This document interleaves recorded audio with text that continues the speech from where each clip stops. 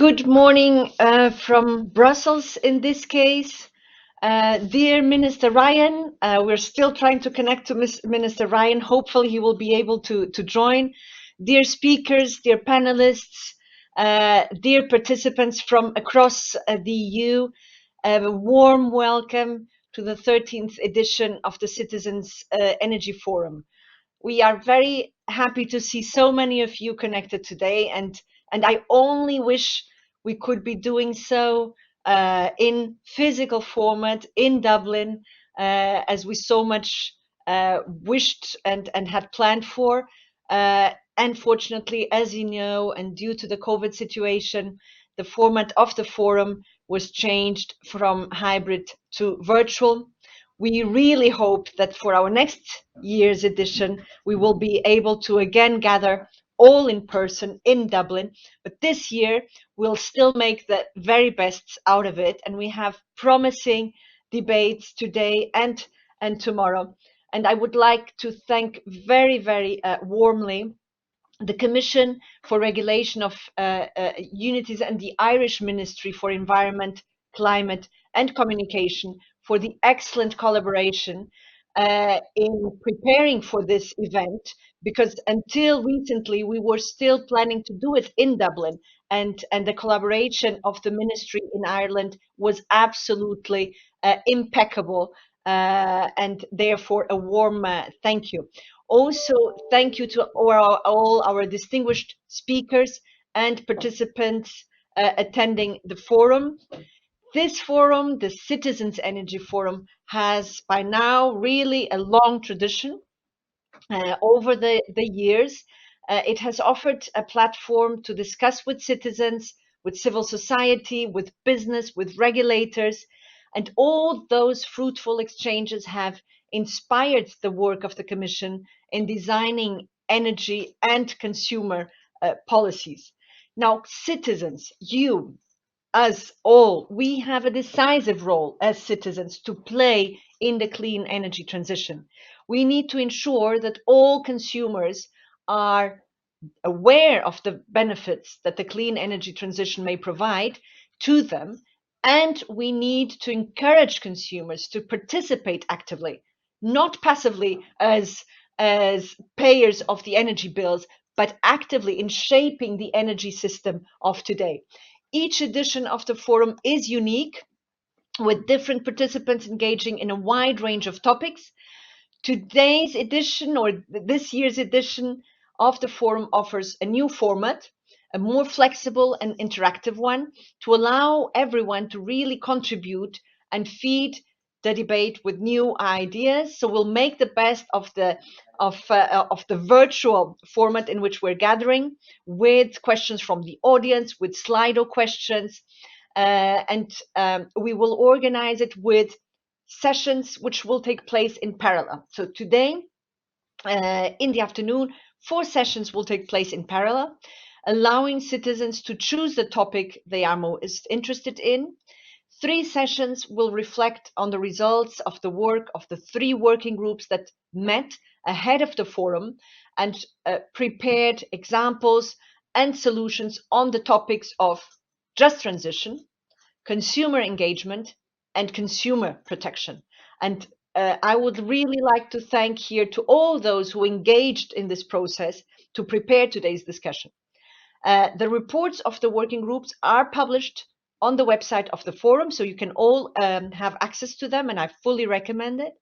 And then there will be a 4th session, which will look at the very important subject of the role of digitalization in engaging consumers. So very much looking forward also to that one session. Tomorrow, this forum will also see the direct involvement and participation of the Directorate General for Justice and Consumers. And we will have 3 sessions using a TED Talk-like format that will provide concrete examples and best practices on how to get involved in the energy transition. We want the forum to be as interactive as possible. We'll have questions and answers during the sessions, and everyone will be able to participate and ask questions and share comments in the chat. I really wish you an inspiring discussion today and tomorrow, and look forward to hearing the speakers and the audience's inputs on how to make sure citizens are at the very center of the energy system. And now I'm very pleased to give the floor to Commissioner for Energy, Commissioner Kadri Simpson, who, with a recorded message, will open the forum.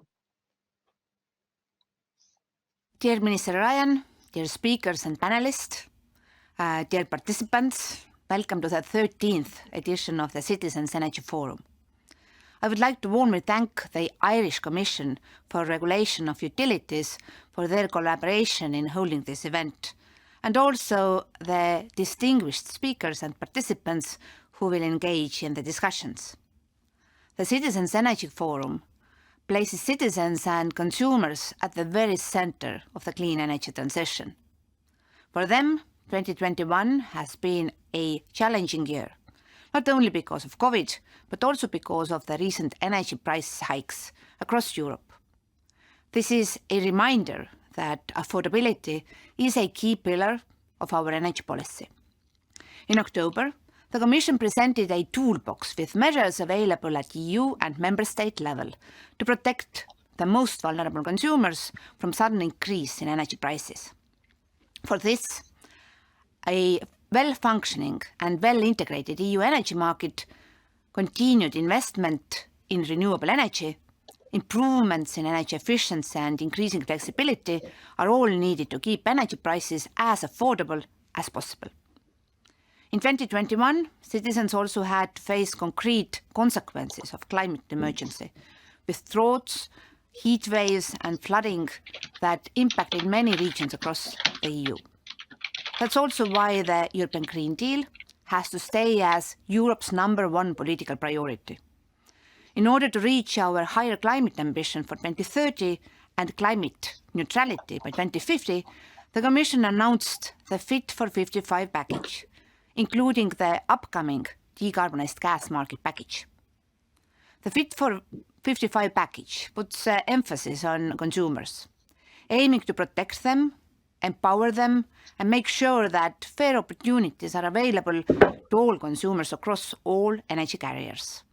In this regard, the Commission has also put forward a proposal for a social climate fund to finance a socially fair transition, and launched the Energy Poverty Advisory Hub to promote local actions for energy poverty alleviation. Today's forum is an opportunity for all of us to be inspired and to participate actively in the energy system. It will dive into some of the most important issues consumers face today, such as fairness and just transition in the current context of unusually high energy cost. We also want to have the chance to discuss the reasons that drive us as consumers and how we make our choices. In addition, this year, we want to give consumers practical advice about how to decarbonize their energy lifestyle and how to find the most suitable offer on the energy market. Honored participants, in today's changing energy landscape, while we protect the most vulnerable, we must provide the opportunity for the willing to contribute to the energy transition. Youth have a particularly important role to play here. We see that citizens are taking action on the ground. This experience must be circulated so that best practices can inspire us and so that they can be replicated at a larger scale. I call on all of you to join us and lead a citizen-centered journey towards climate neutrality. Thank you. Thank you very much, Commissioner. And indeed, we do need the engagement of all to reach a fair and just transition. Thank you for the important statements that you've just done.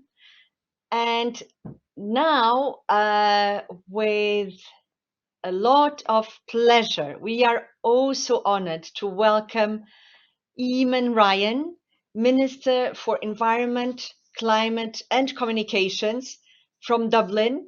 Minister, I think we now have you online. It's always a challenge to make sure that technology is helping. I understand we do not manage to connect. Well, and then we will give it a try later on. We had just managed, but it seems we lost the line. So if we are not able to connect directly now to Minister Ryan, Minister for Environment, Climate and Communications, then we will move on to the plenary session and open directly with the plenary session and see if Minister Ryan can still join us at a later point in time. The plenary session will focus on empowering citizens and managing the clean energy transition in a high energy price environment. Now, it's been mentioned already that citizens, also in their role and as consumers, are key actors of the European Green Deal and the Fit for 55 package. Not leaving anyone behind in the green transition is not just a slogan. It is really at the heart of the European Green Deal for transforming our economy and for taking action to address climate change. And the clean energy transition is only possible if we empower consumers and put an end to energy poverty. And a number of provisions in the proposals put forward by the Commission in July and still coming now next week with further proposals have a number of provisions which are aiming precisely at empowering the citizens, at tackling energy poverty, at tackling vulnerable consumers. And this becomes even more important in the context of what we are seeing today, which is an energy price spike, which is reflecting and will be reflected in our energy bills. Now, the Commission adopted last month, I was going to say, but actually it was already in October, a communication on energy prices, where several short-term measures targeting households, consumers, such as income support and tax reductions, have been identified. Now, these are measures which are mainly carried out by the member states themselves. But the Commission has also identified what are the measures that should be taken at EU level, and among them, the setting up of an energy poverty and vulnerable consumers coordination group, which has just been kickstarted, and the first meeting took place last month, and it just showed how much interest there is in the member states to really change experience in tackling energy poverty and in tackling vulnerable consumers. And we really look forward to building on this forum and to really making sure that national best practices can possibly be applied across the EU. So much in terms of short-term measures. The communication on energy prices also identified medium-term measures, and there the Commission is calling on the continuation of structural measures in line with the European Green Deal to address the root causes of vulnerability of consumers. And we are pleased to see that most member states are using this toolbox in the communication put forward by the Commission and are taking very concrete measures. Now, this current context is pushing us all as consumers more than ever before to look at what are the options regarding our energy consumption and energy production. Many consumers are now for the first time looking, for instance, at comparison tools to switch their supplier to see if there are suppliers in the market who are offering lower prices. other consumers are thinking, for instance, about having their own solar panels installed. And this is precisely what we will discuss today: how to activate, how to empower and protect at the same time consumers, so that they are not hit in situations like the one we are facing today with very high energy prices. For this, we need to build consumer trust, engage also the energy poor and vulnerable households, and explore, among other, the potential of digitalization. Now, before we start the discussion with our dear panelists, um, I would like to make you aware that you can react anytime by sending us questions through Slido. For those of you who do not know this website and platform, the Slido, if you have your iPhones, you can tap in www.slido.com on the events webpage, or in the confirmation email. And there you will be able to provide your comments and also to reply to questions that we will be putting forward. And now, without further ado, and a bit earlier than initially foreseen, I have the honor to present the distinguished panel this morning with us. We have Dimitri Zog. Dimitri is president of Yes Europe, Yes standing for Young Leaders in Energy and Sustainability, which aims at accelerating the energy transition by connecting, empowering, and giving a platform for young people who are passionate about energy and sustainability across Europe. Welcome, Dimitri. With us today also, we have Laurence Toubiana. Laurence is CEO of the European Climate Foundation.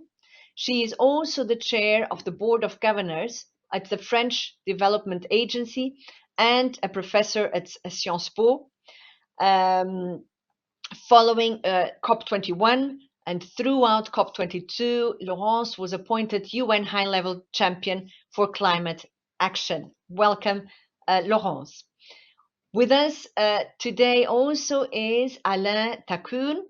Alain is the chairman of the Euroelectric Retail and Customer Services. He is head of stakeholders relations at EDF European Affairs, in charge of coordinating the EDF group participation in think tanks and some Brussels-based associations. Welcome to you too, Alain. Then we have Antonello Monti. Antonello is since 2008 the director of the Institute for Automation of System at Aachen University. He holds since 2019 a double appointment with Fraunhofer FIT, where he is developing the new Center for Digital Energy in Aachen. Good to have you here with us, Antonello. And last but not least, Monique Goyens. Monique is Director General of BILC, the European Consumer Association, which represents not least than 46 independent national consumer associations in 32 European countries, so more countries than the EU, so it's beyond the EU. And as a consumer expert and advocate, and also on behalf of BILC, Monique is a member of the EU Platform on Sustainable Finance and of the Euro Retail Payments Board. She is a member of the European Commission's Consumer Policy Advisor Group. Welcome, Monique. I would like to start with a first round of questions to each of the speakers. So each one will have a question, and we would say you have about 5 minutes to reply. And I'd like to start with Dimitri. And just confirming that Dimitri is online. Hello, Dimitri. So Hello, nice to meet starting, you. oh, nice meeting you too, and seeing you even through the screen. Dimitri, at Yes Europe, which you are representing today, um, what are the challenges that Yes Europe has identified as obstacles to reach the clean energy transition? Dimitri, the floor is yours. Thank you, and thank you again for having us as panelists and for organizing this whole event.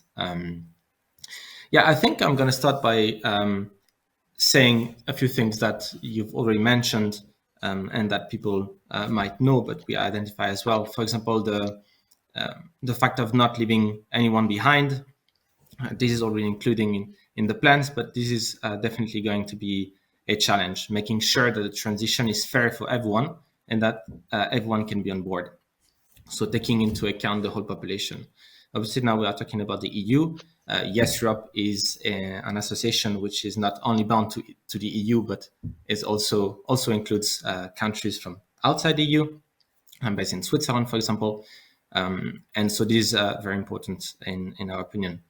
It is also difficult to predict behavioral change, how people are going to react. I can give an example, for example, of not too long ago, we had to vote in Switzerland again for a law on CO2 emissions, and it did not pass, even though there is communication about it since a long time. So I think it's important to maintain the communication and the education for the whole population. Otherwise, people can react badly towards new laws or new changes that will affect the price on consumers. Then there are also issues that can be linked to funding, for example, reliability and security. How do we make sure that the energy transition will make our energy system more reliable and that we have a security in the whole Europe. And now to dive a bit more about what we youth can do, because I'm sure the other specialists will know more about those topics about the other topics than me and our association. But one of the challenges that we see for the youth is first, we're going to be the one that will suffer most from climate change. So we're going to be the one that will have to live through that. I think it's very important to offer solutions for youth, and this is clearly a problem that we identify. Many youth, young people, are interested in the energy transition, but it's important to have everyone on board from the youth side as well. Youth being able to be a catalyst for climate change. So I think this is something that is very important to point out. Something else I wanted to mention is that the energy transition is obviously not only a technological problem, but it involves a systemic change. So we need to make sure that there is international cooperation for the whole transition to involve all the stakeholders from different fields. And this is also something that we're doing at Yes Europe. So we are really trying to connect young people and stakeholders from different domains. So not only from engineering again, but also from fields related to business and to law, and also from different countries within the EU and also outside the EU.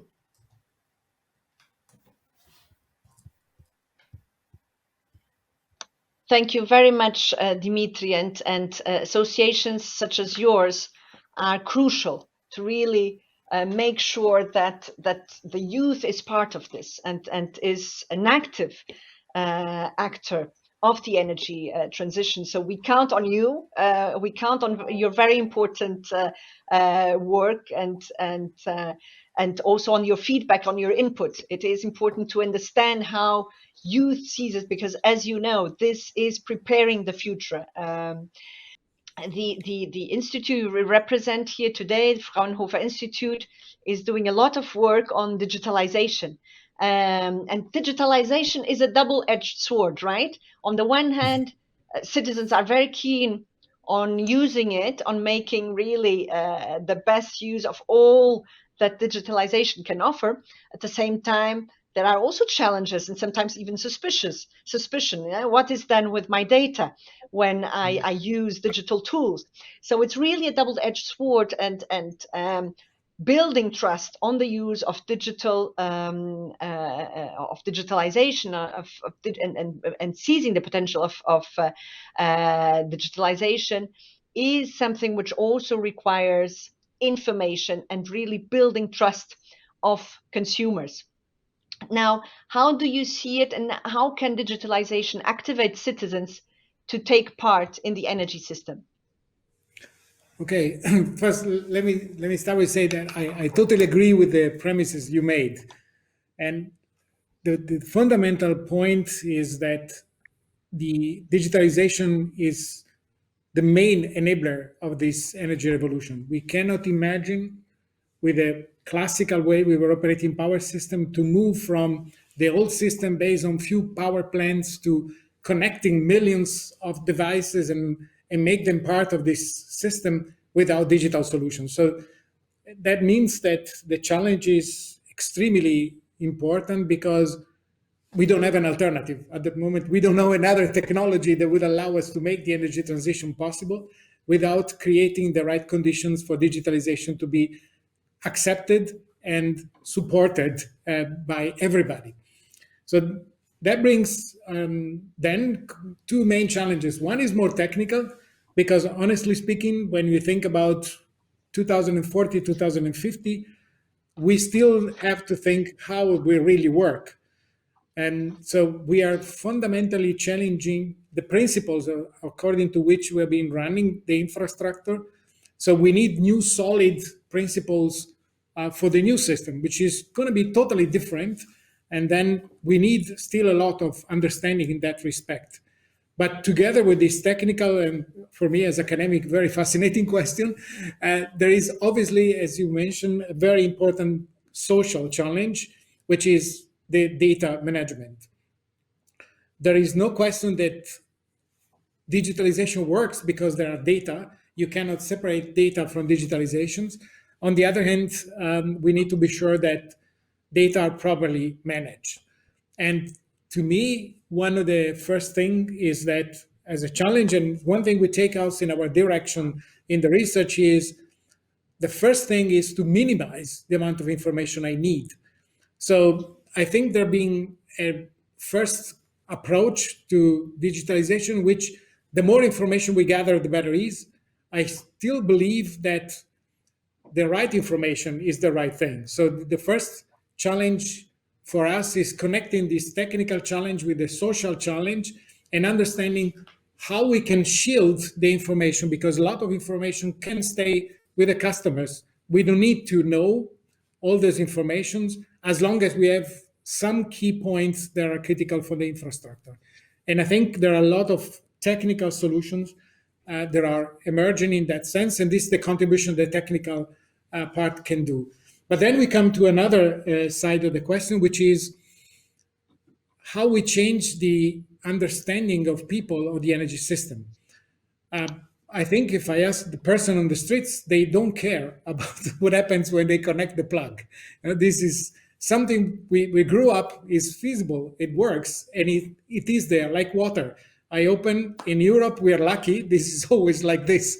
We open any kind of valve, we get water, we connect the plug, we get electricity. It's for us obvious, and people are not used to ask questions about it. So first of all, we have to convince people why it's so important they become part of this system, for which before they were just at the periphery.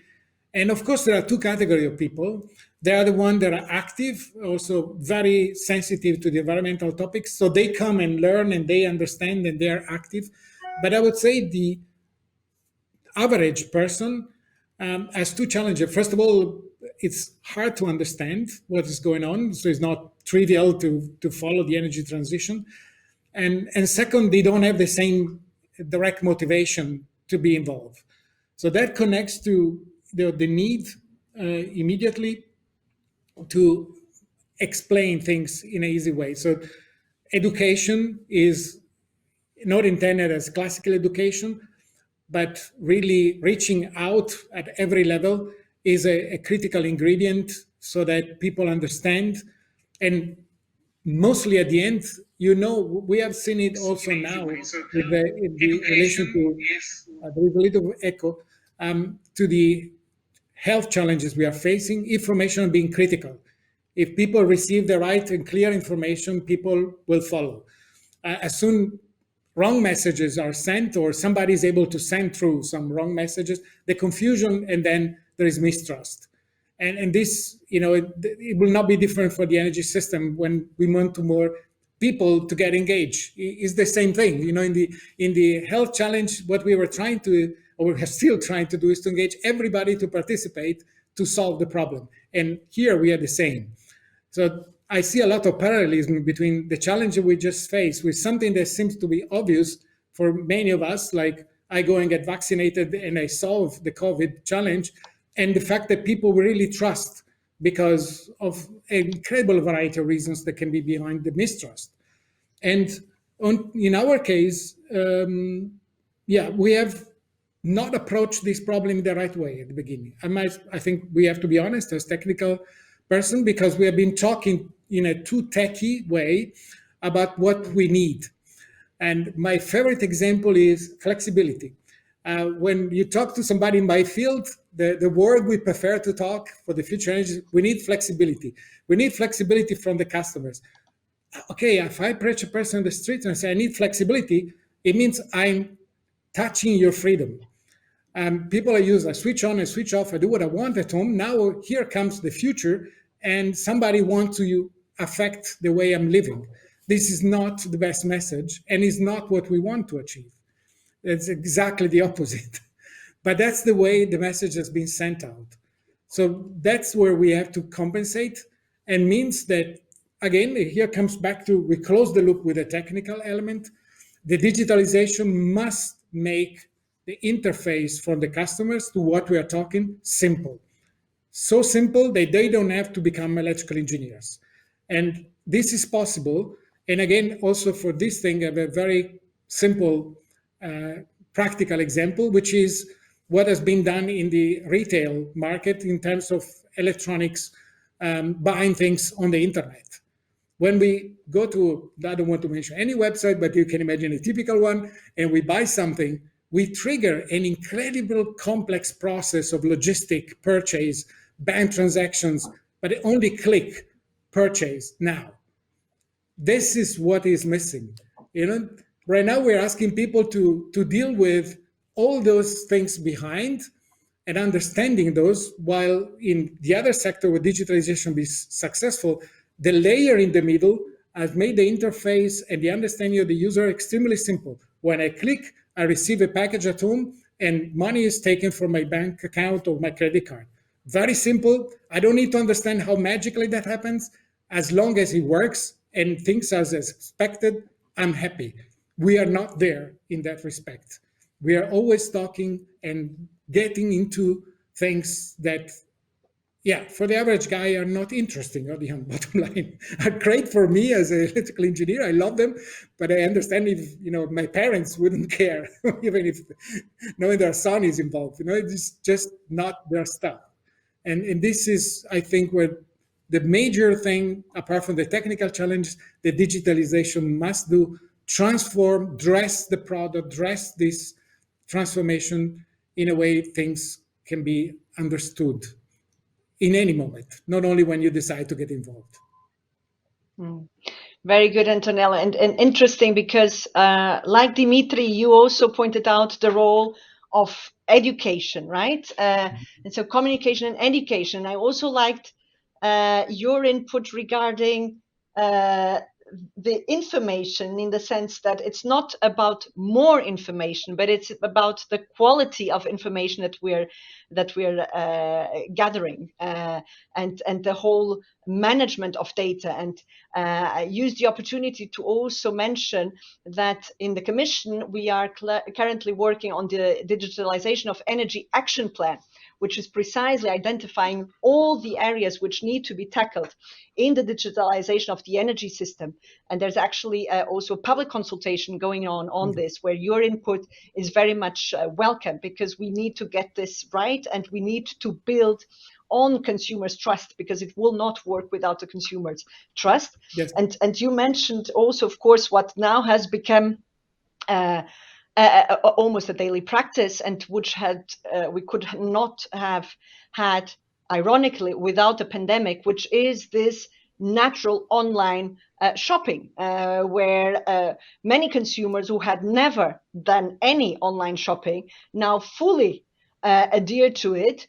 And this means there is trust. There is trust that the click button that you mentioned will bring me the product that I'm ordering, and that there will be only the amount that is charged for that taken away from my bank account. So how much has happened within 2 years in that front? And if there wasn't trust, this could never have worked. So thank you also for your work in enabling also such a transformation.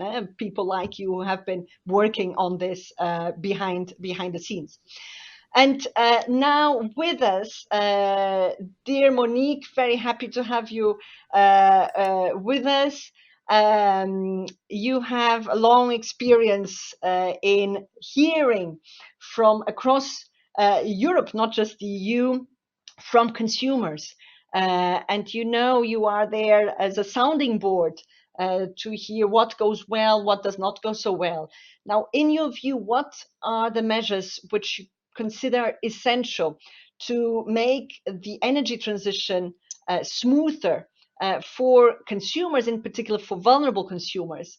And are these measures similar across the energy markets and sectors? I know this question could lead us to a long discussion, but if you manage to do it in 5 minutes, that would be excellent.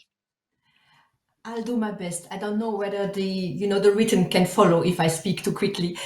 First of all, I would like to say I totally agree with what Antonello said just now. You really need to engage the people. And this is even more true when it comes to more vulnerable consumers, because they are not necessarily digitalized. And so you need really to pay special attention to them. And if you need to smoothen the energy transition for them, you really need to some extent to provide them with tailor-made support in order to help them. The first thing is what I would like to say is, of course, the short term. If the energy transition started the day before yesterday and even earlier, and we are now in the middle of a crisis, of an energy price increase crisis, that certainly is the first concern of the more vulnerable consumers. So here, there must be really a demonstration of political leadership in member states, because this is really, if you want to create trust of the people, you need to indicate to them that you care for them. So the Commission has done a great job with providing a toolbox to member states in order to support consumers in the context of that price increase. So, there is tax reduction, banning of disconnections, there is more flexibility in settling energy bills. There is a whole lot of tools that have been proposed to member states, and really member states should take that opportunity to positively discriminate, if I can say so, in favor of the low-income consumer, the more vulnerable consumers, in order for them to help overcome that crisis. But in the medium term, the best way to smoothen the energy transition for the more vulnerable consumers is to accelerate it. The quicker you get away from the volatility of fossil fuel models, the better it is, certainly for the less affluent ones, because they are the ones who suffer most from the current, energy market model. And the first thing that needs to be done is to really go to the root of the energy of the problems of energy poverty, which is the fact that for vulnerable households, the energy bill is the most important part of their budget in comparison to other households. But at the same time, they struggle to keep warm in the winter because their houses are so badly insulated, meaning that they pay a lot of money that is being wasted. This is bad for them. Of course, it's bad for them, economically speaking, but it's also bad for the environment because there is a lot of lost energy there. And so for us, the number one measure that needs to be taken is to invest into retrofitting of the building stock in Europe, and because this is a major part of the energy waste currently, and also of the CO2 emissions. So the less energy you consume there, the better it is for the climate. The better it is for public health because the air quality is improved. The better it is for everybody's wallet, and it is especially better for the energy poor because if they can have a reduction in their energy bill, that means also that you can even get them out of poverty all over the place. So this is really important. It asks a lot, it's a challenge for policymakers because it's a very important and holistic approach that needs to be taken because home renovation is not easy. It has to focus when you want to get the low income consumers out of energy poverty. It's the relationship landlord-tenant. It's the relationship multi-property owners between them and multi-property tenants also. So there is, it's not an easy job, but it's the most important that needs to be done. And there are all the signals that the EU can provide to the member states to get that right are important. But more generally, and this is true across all energy markets, but also across all sectors, make the sustainable option the most attractive one, the most engaging one, as Antonello would say, and the most affordable one. So you need to we need all consumers, all households need to go into investing into renewable energy sources, be it electric heat pumps, be it solar panels. This requires an investment. So you really need to put a financial framework in place that will support more than the others, the low-income consumers. And there again, you need this triangulation. You need to incentivize landlords to invest for their tenants. Then there is something I would also like to say, because we speak a lot about retrofitting, and everybody has in mind huge costs and huge barriers. That's true. However, for low-income consumers, and that has been proven by a project that we are carrying out thanks to European funding, which is STEP, Solutions to Tackle Energy Poverty. In fact, there is a lot of simple and cheap measures that can be rolled out and advised to low-income consumers that can really make their energy bill much cheaper. For example, invest into LED lamps. Light bulbs or lamps. Invest into, insulation of your windows, of your doors.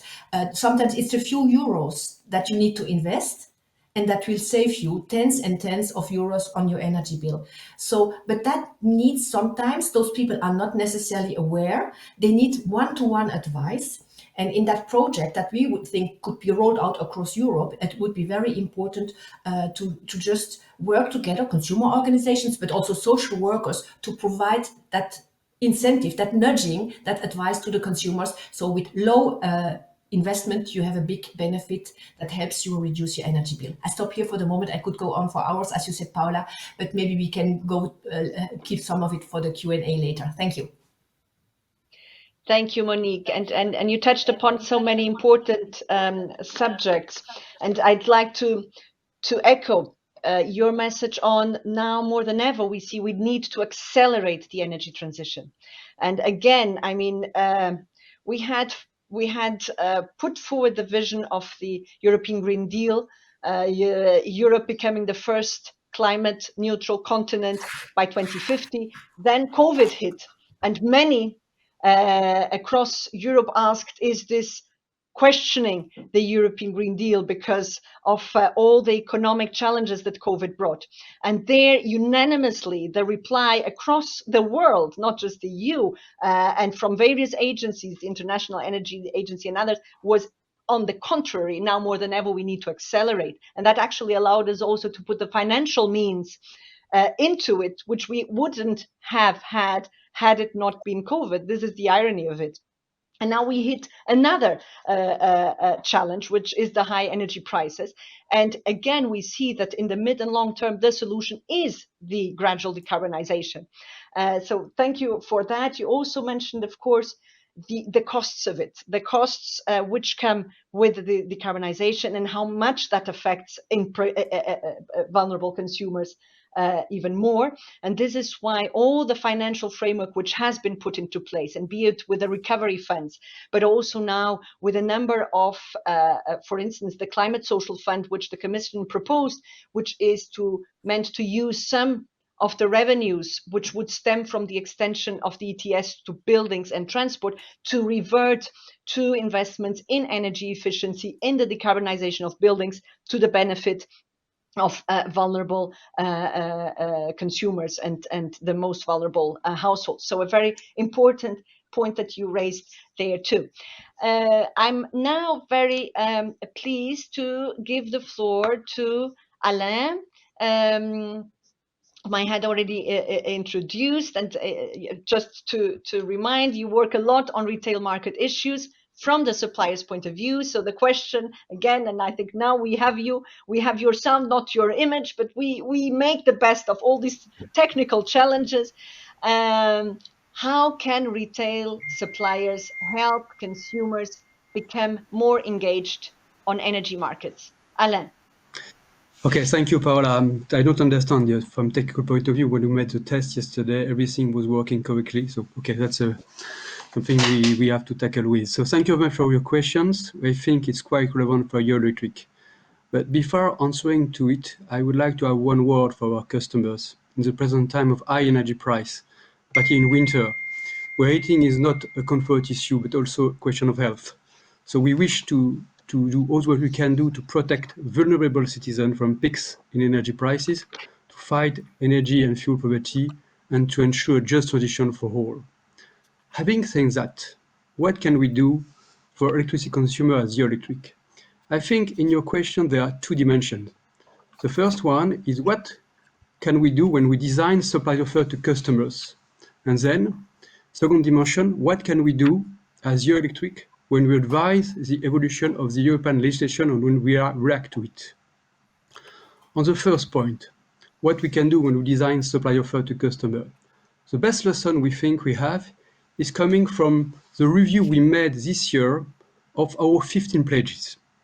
Let me recall that these 50 pledges are a common voluntary initiatives of more than 90 European electricity suppliers, serving over 200 million of customers, residential customers in Europe, to empower them in the energy transition. From this review, we draw the following conclusions. First, we need to address the decadent challenge, and it will not be possible without the active involvement of customers. I think it's something we all share. We think electricity suppliers are relatively well placed to be the customers' true energy partners. We have very frequent relation with them. And last week, we released the results of our survey on how the ongoing implementation is perceived on one side by customers, on the other side by suppliers. What we see is that our companies, 88% of them, have upped activities to provide a new product and new services to improve customers' experiences and to help them to control the energy use and the cost of this energy.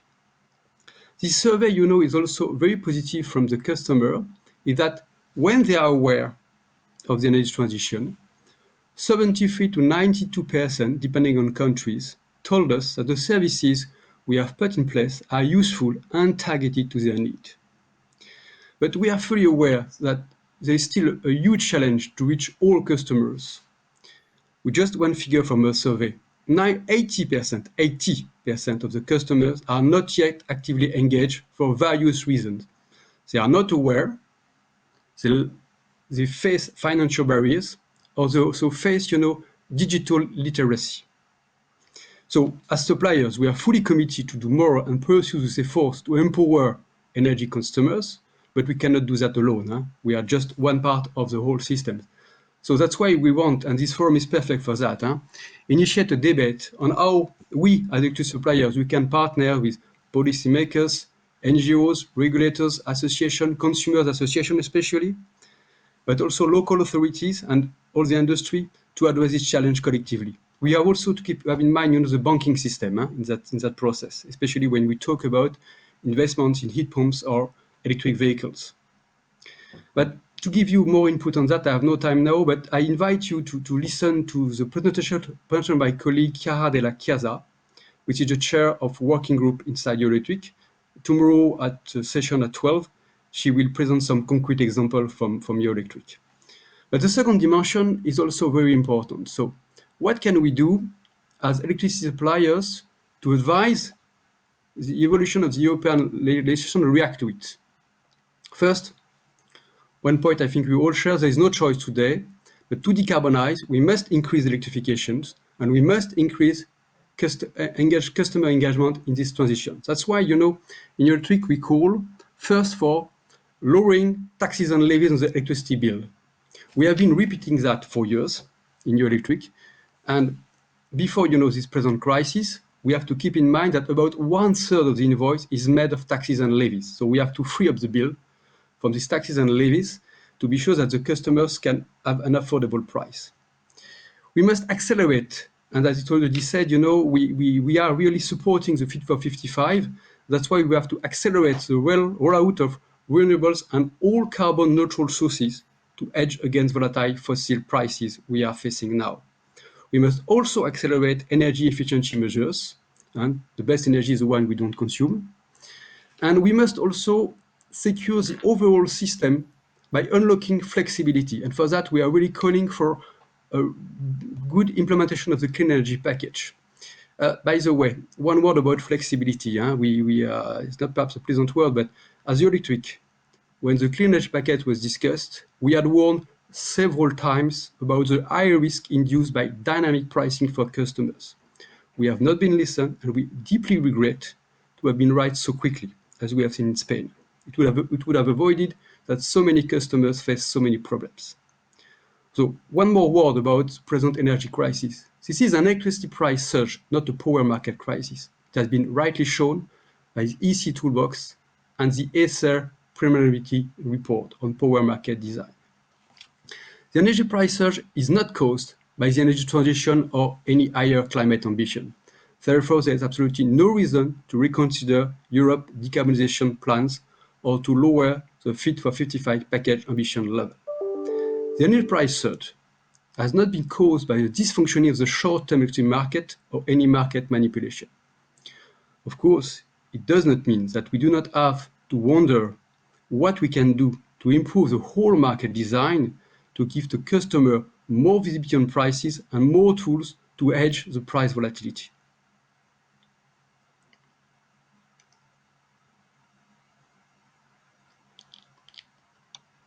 Thank you very, very much, Alain. I would take just some of your statements and echo it here. We cannot do it alone. And you mentioned very clear examples of why is it that this panel brings together also and represents so many different sectors. We cannot really do it alone. And also your statement on the need to free the energy bill from taxes and levies. Monique had already mentioned how much this represents in terms of the share of overall costs of a household. The energy bill is really a big share for many, the biggest share. And of course, if we're talking about vulnerable customers, even more so. And it's interesting to see that many member states indeed are now looking into the taxes and levies and are alleviating consumers from those levies in light of these spiking energy prices.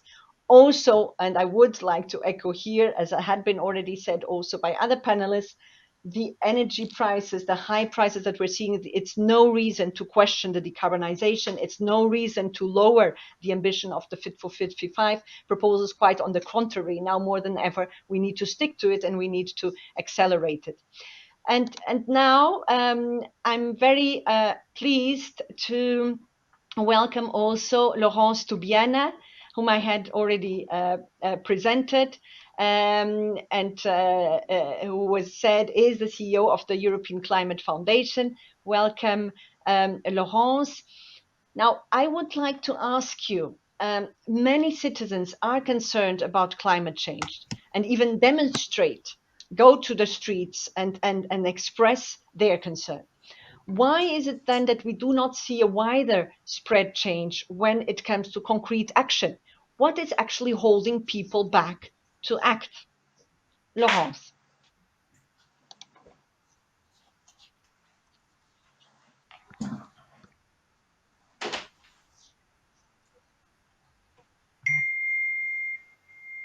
Really the attachment and the value people put into stronger action for climate change. Um, when you look at the Eurobarometer just in July, last July, 93% of Europeans consider climate change a serious problem. And the 90% support Europe 2050 target of climate neutrality. So in a way, we see that there is a constituency to act, and it's there, at least there is no reason that the polls will lie about the feeling of the people. But at the same time, there are people think that we are not doing enough and that they have little hope that something really strong will happen. In other surveys we have done, around 14,000 people across Europe, in particular France, Germany, Poland, Italy, Netherlands, we saw that in the majority on these 7 countries, people think that governments are not doing enough on climate. They see economic recovery as an opportunity which has not been used really to make this happen.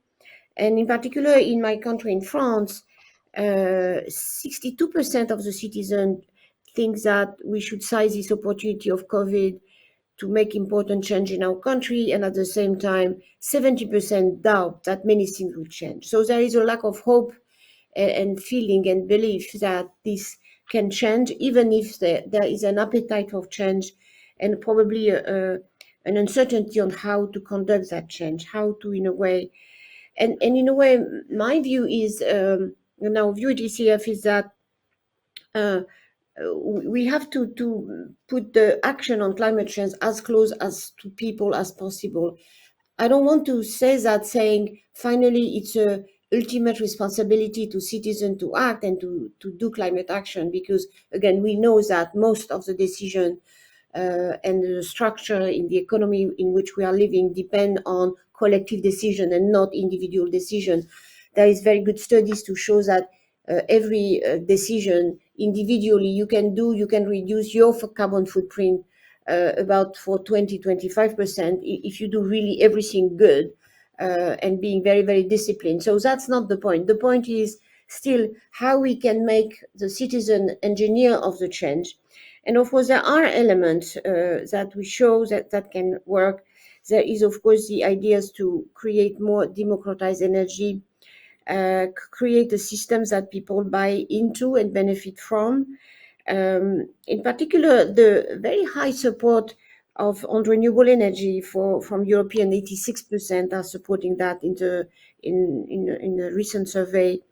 But they would like the renewable energy to be close to their home. So something about what we call, the decentralized energy system is a way to, in a way, a step further where citizens being more in charge. And of course, that's where the energy cooperative in Germany have successfully delivered that. But at the same time, doesn't mean that, and then they may be willing and pushing their government to do much more. So having a say and a share in the local project, see the benefit for the local economy is probably one step for the citizen to be more active and in a way then more organized to ask their government or the companies to deliver the results they have to deliver.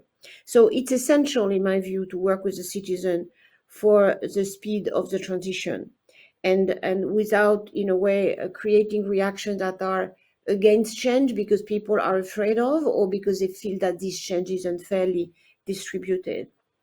So another element, of course, which I'm keen to highlight is a experience in the citizen assembly that's now are taking place in quite a number of countries in Europe. The Global Assembly launched before COP26, following the model of the French, the Irish, the Scottish, the British one. I know that Germany is thinking about doing one as well.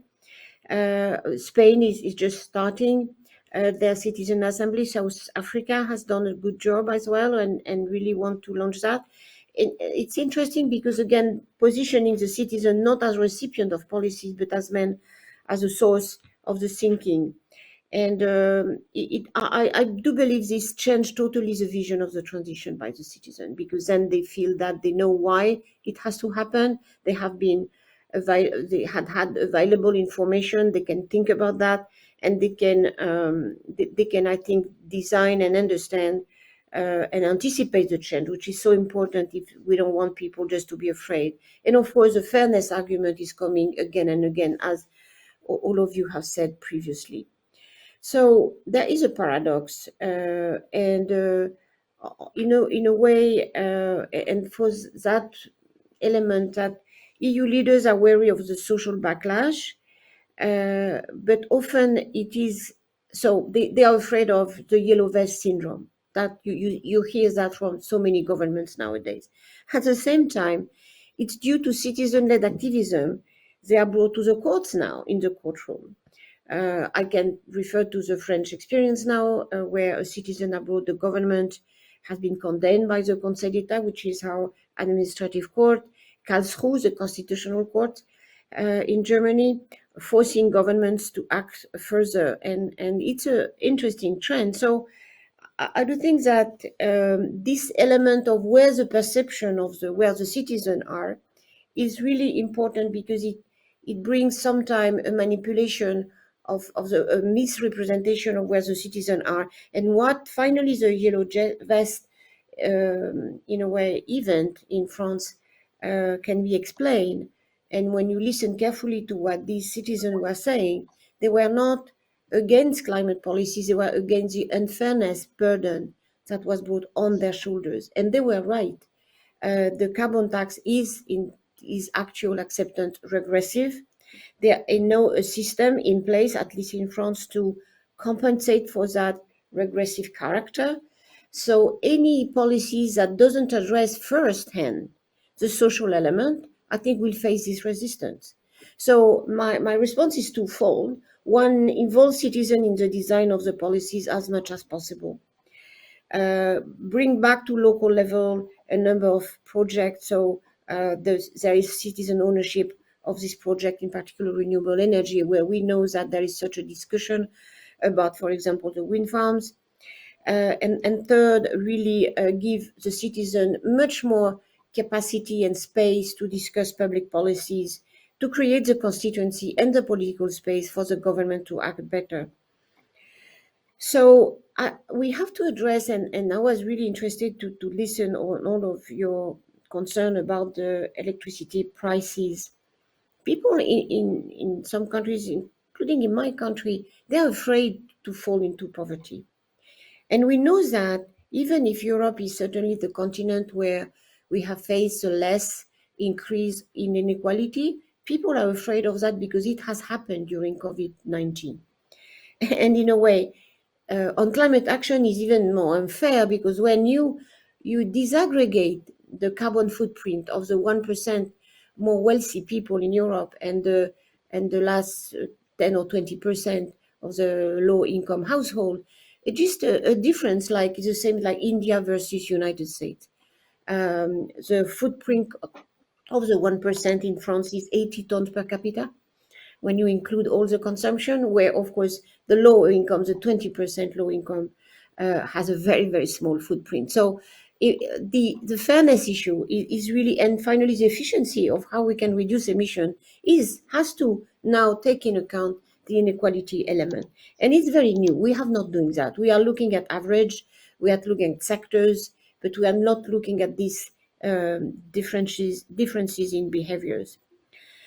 So but we have to face we are living through protests. Spain is seeing large-scale protests over inflation, price hikes, and cost of living. we are, when you look at the Spanish situation, you have everybody in the street, the farmers, the auto and metal workers, hairdressers, pensioners. So we have to address this issue about inflation, and we cannot just ignore that. So I think that that there is a problem of bad faith actors who say this is because of the transition, and as you said immediately, of course it's not. It's the reason we have to accelerate the transition. But then we have really to think about social justice and the element of how we will manage the inflation, the growing inflation, and understand that the energy poverty is striking for many households, and that the inflation, of course, is having more importance for the low-income household, because they have fixed spending in their income just to they do the living. So that's why I think the energy crisis in Europe has to be addressed from the social point of view. I'm afraid that the plan which is good, to have a solidarity fund coupled with the extension of the carbon market is good, but for the moment, when you look at the numbers, it's just too small, and it will not address this particular problem, in particular if we continue with that inflation. So this 18 billion envelope, I don't think it's at the scale of the problem we are facing. And finally, I would like to see that how finally look at that social justice element and maybe have a more localized approach. So I was, in a way, advocating for a localized approach for energy, a localized approach for policies, and having citizens more voice. But we may need to go back to the Fit for 55 package, look seriously in this context of maybe a little bit prolonged inflation. We cannot discard that point, and see how finally this 50-55 has been detailed enough on the impact on citizens, in particular on these inequality issues. And I'm thinking we are behind the curve on that topic. And I will stop there maybe. Thank you, Laurence, and how important your point about the power of citizens, right? And we've been seeing it, and it has translated both in resistance through the Gilets jaunes, but it has also translated in very positive advances, and you've said, and making the use of courts, and with success actually. So really clear examples of how much the citizen can shape, and but also revealing the importance of the social justice, because it's not because the citizen opposes decarbonization, but then the distributional impact of the costs of the transition needs to be addressed. The social aspects need to be addressed. So thank you for your contributions. And now, before going back to our members of the panel to also have the possibility to react to each other, let us try Slido. Again, another technical challenge, but we're talking about digitalization, so this is also a challenge to see if we can all make the best of it. So we have a question for you, also for the audience, and let's see if it works. If you go into the Slido, so slido.com, and I guess you've been provided with the password that is needed. Otherwise, I'd ask the assistants to put it in the chat. So the question is, how did you, as consumer, react or are reacting to the high energy prices? And we have multiple choices there. You went and protested on the street, you switched supplier, you are considering joining an energy community, you're considering investing in renewable energy, in energy efficiency measures, or you haven't done anything of these and you're just trying to make your best and pay the bills. So can we try and see if it works? I will also try to do it myself and see if this is working. Yeah. Can you show me?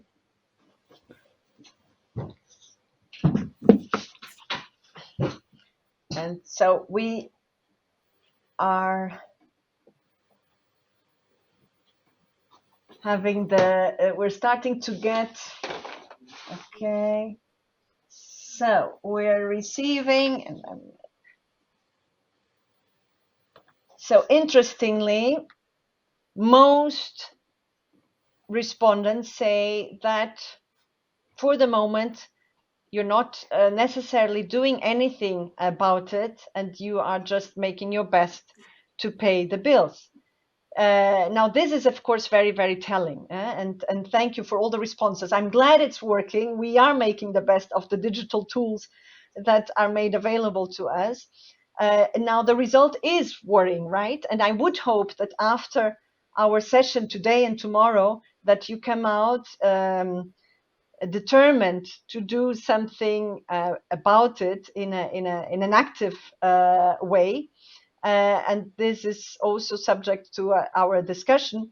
So thank you very much. Well, 54%, so the majority of respondents chose the reply, we're not doing anything other than just trying to pay our bills, followed then by investing in energy efficiency measures, which is also interesting because indeed that should be at the reach of everyone, and be it in making more efficient energy use and also energy savings. Probably there's potential in every household in that sense. So thank you very much for this.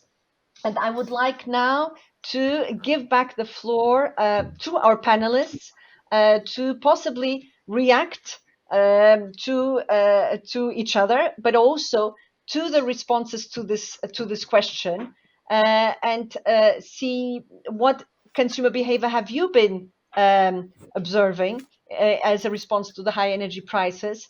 And are there any examples of positive and active consumer change that you've been observing, and how could it be replicated?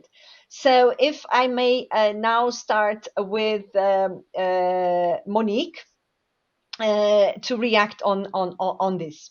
Monique, please. Yes, thank you very much. A very telling slide, Paul. And can I say, because the audience here is a privileged, educated audience, more than half of this audience has not acted. It's maybe a little bit early, because the energy price increase is a few months old already. But it's very telling. Can you imagine how inert the rest of the population is in Europe? So it will certainly even be worse figures about not doing anything. And this is a very strong signal for the policymaker. Don't wait for the consumer to take initiatives. You have to bring them to that journey. You have to make that journey towards more energy efficiency, which is the second measure. And that's why what we also always say, start with energy efficiency. It's the best way of saving on your energy bill, and it's also the best for the climate.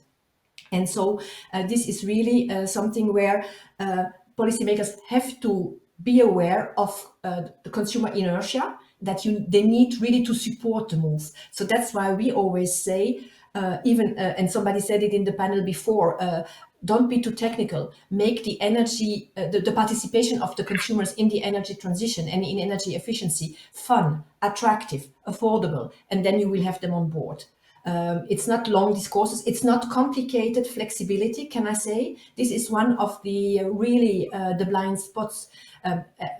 Demand-side flexibility is a hype concept in the energy world. However, in reality, even if the energy package has allowed for that to happen, has provided the right for consumers to have this type of flexible contracts, many member states have not implemented that possibility. And also, even if they have implemented it, the systems are so complex that you won't have a critical mass of people taking that up.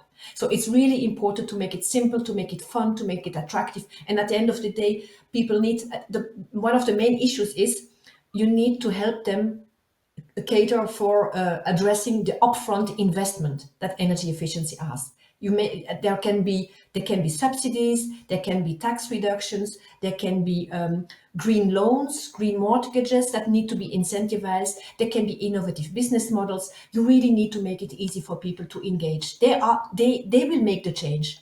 You need the people to make the change. So you need to make it really easy to them, so to overcome that very bad majority of non-action. Thank you. Thank you, Monique. And this links also, and that's why I will also bring it in at this point in time, and then give the floor to Alain to also react general. But also there has been in the chat reactions and a contribution, thank you for this, indicating some consumers, even if educated, do not have the means to invest in energy transition. Becoming a prosumer requires thousands of euro, and also the access to, for instance, the solar panels, where to buy them. It's not that you can see them in supermarkets. So a contribution in the chat which has been supported by several other members of the audience. So really, and you already addressed this, Monique, in your reply just now, we need to also make sure that financial means are made available to those who may have the information, may want and have the willingness to change, but also need the financial means. And then it's also the access. I may want to make my house more insulated, but how do I go about it? The complication of it. So maybe we can also bring in this dimension, and I'd give the floor to Alain. Yes, thank you, Paola. Yes, first I would like to say that I'm not fully surprised by the result of the poll. In the short term, it's difficult in 3 months to join an energy community, to invest in renewable energy, or to invest in energy efficiency measures. It's very difficult to do that in a few weeks and a few months. Of course, we must hope that in the future it will increase. Perhaps I would like to comment, on what have we seen on the market, supply market, in the past 3 months. First, we have seen in different countries, I have in mind France, Czech Republic, and UK. So UK is not in the European Union, but it's a good example either. We have seen a lot of bankruptcies of suppliers. And so much, I would say, that I could read in the press this morning that 2 members of the French parliaments, not from extreme right or extreme left, and from the middle, are calling for control of the financial sustainability of supplier before giving them a license. Something perhaps a new debate, and it's in the press now. I'd like to mention that in the bankruptcy of suppliers, what we have seen is that in the countries where these bankruptcies have taken place, it has often asked to incumbents and big suppliers to take back customers from supplier that has failed. The second thing, we have seen is advices from consumer associations. I read this morning again, the advices given by French consumer associations about how to manage the prices. And it was said that it was much more interesting for consumer to go to fixed price offers. And it's perhaps an opportunity for me to recall that one of the roles of the supplier is not to expose directly customer to short-term prices, but to also create offers where we smooth the market prices by buying regularly electricity on markets. And for instance, in my company, the main offer we do is made, of purchasing we do during 3 years before the delivery.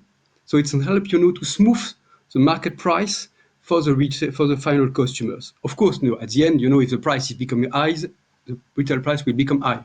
But, there are roles of suppliers to mitigate, the volatility of the electricity prices. Thank you, Alain. Antonello, your take on this. Well, I will follow what was already said. I'm not surprised, and being honest, I'm one of the 54% that didn't do anything. And I think it was interesting the consideration that Monique made. So first of all, the people we have here are a selection. So we are not, a fair representation. And I think the numbers will be even worse probably if you have a fair representation, because here we have people who had the chance to act. So there are the 2 conditions. One, people like I take me didn't act, partly for inertia, partly for not having a clear plan, because that's as was also said, that has to be a long-term plan. So maybe 3 months is too short, as it was commented. On the other hand, if you have the broader representation, there are people that just couldn't act, which is the economic barrier. But I think on top, my comment about simplicity is still very valid. If you look at the percentage, the percentage goes down with the level of complexity going up. So the easiest the decision, the more people will do it. And in this case, unfortunately, the easiest one is doing nothing because you can afford it. And that's the sad conclusion that we can take. And that brings to making those things easier. And I have a positive example, on the other hand, which I think, if I compare here in Germany, the interest of the government, the push of the government for mobility is very serious. And they made it very simple to the citizen. So in that case, I can say as a person, it was an easy decision for me for my new car to buy in electric vehicles because the figure of incentive from the government were clear. They made to get this money back was simple, and the car industry was following. So the conditions were all perfectly aligned that if you were just back of the envelope calculation, didn't need to start some crazy calculation of return of investment that normal people don't have the chance to do. It was simple. It makes sense. That's it. It's cheaper. And then I would do it. And we don't have the same for other aspects of the transition. It's good to have it in cars, but we don't have it yet for PV, I think. We had it before in Germany for PV in a very simple incentive scheme, but was not the right thing for the moment now, because now we need to make them part of the system.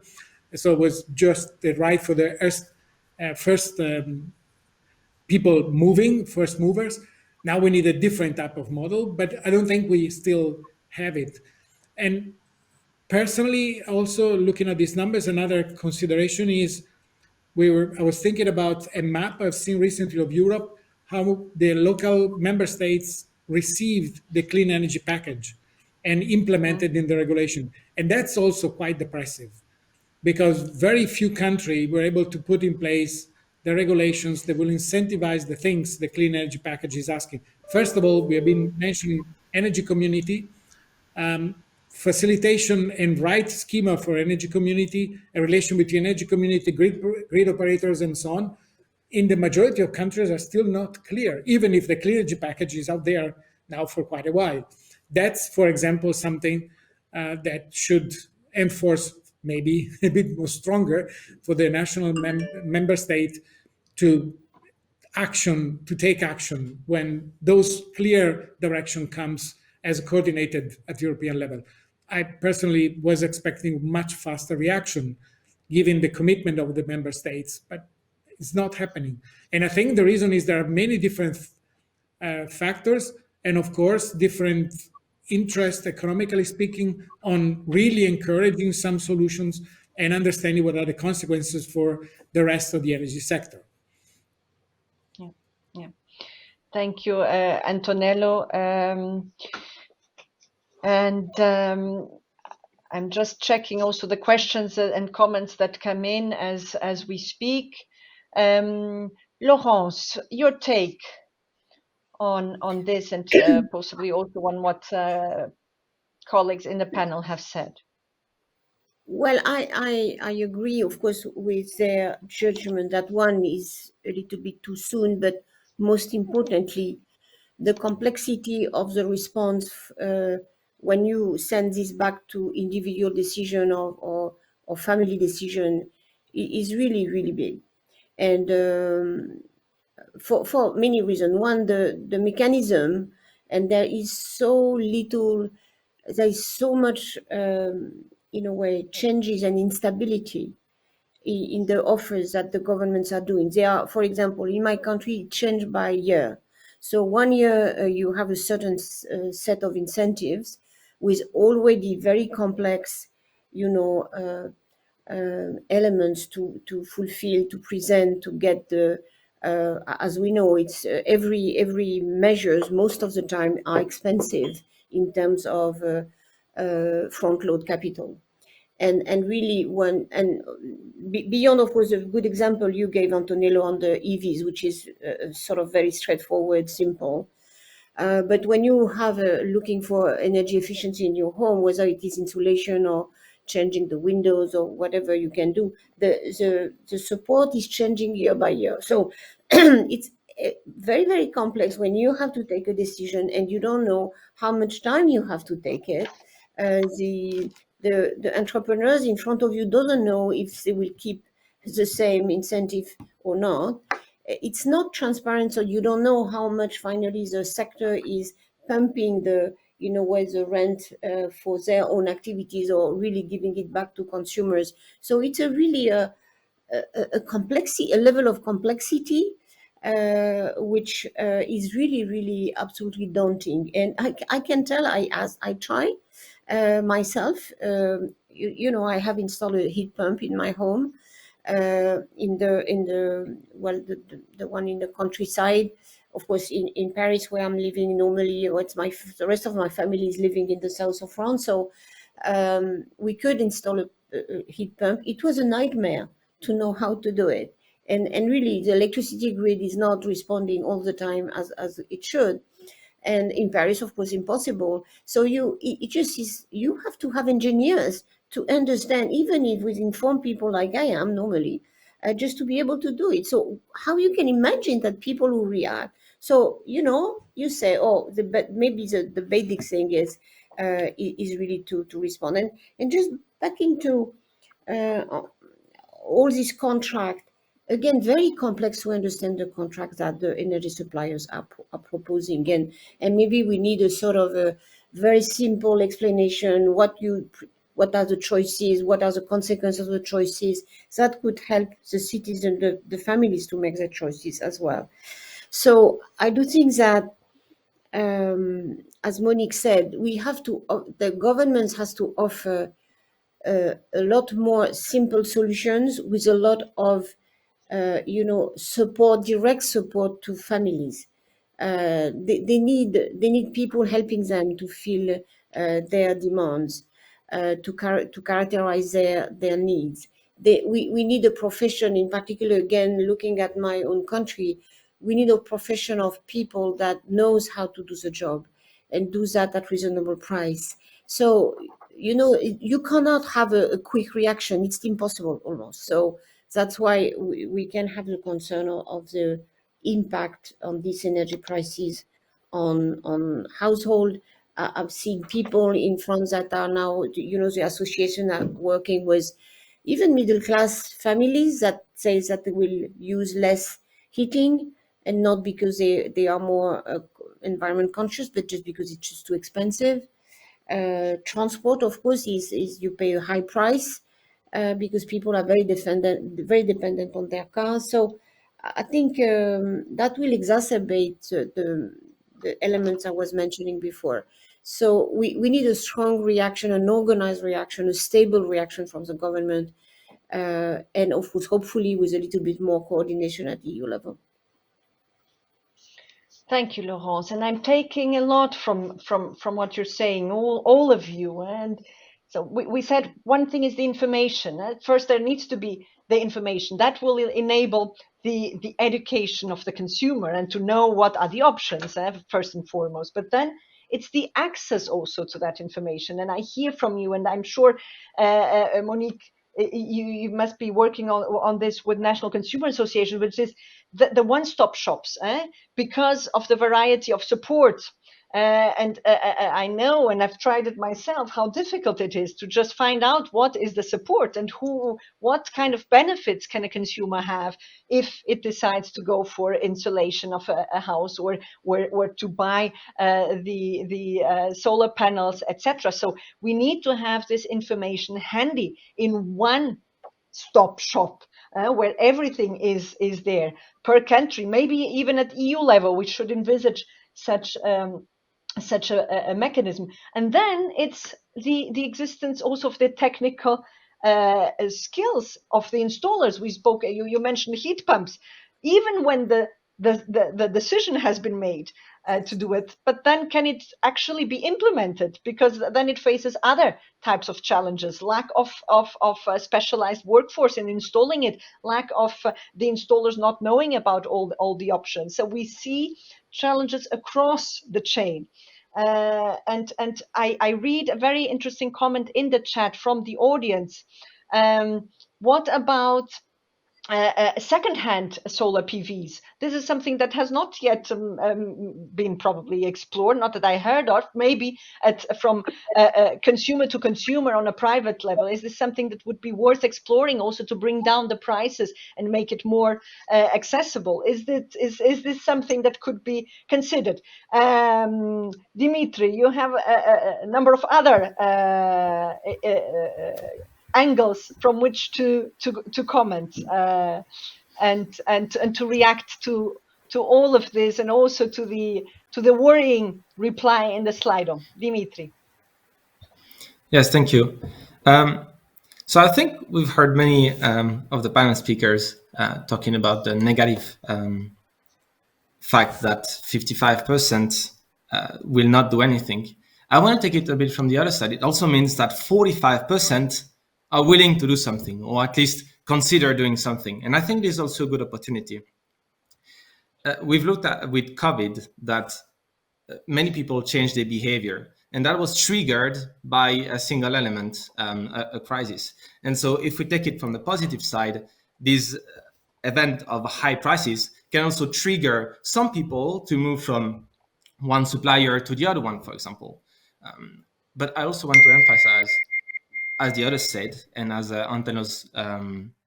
Antonello's example with the EVs, we need to make things simple.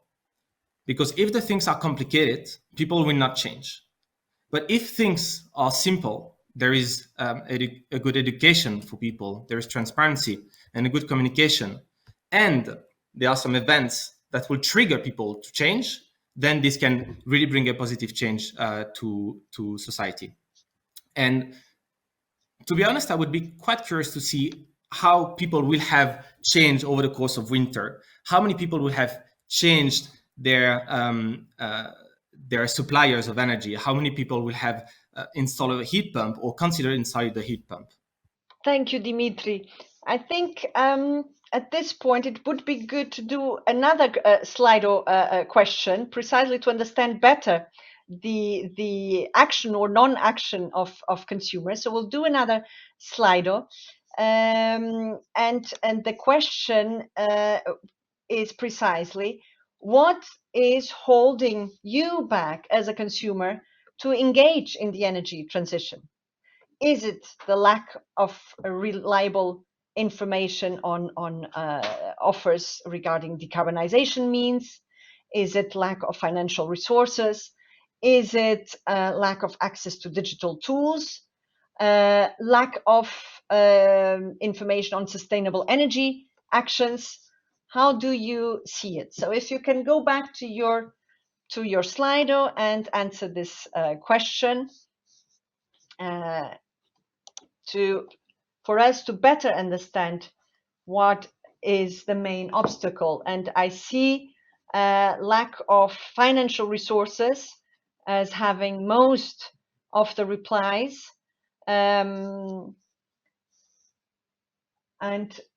also with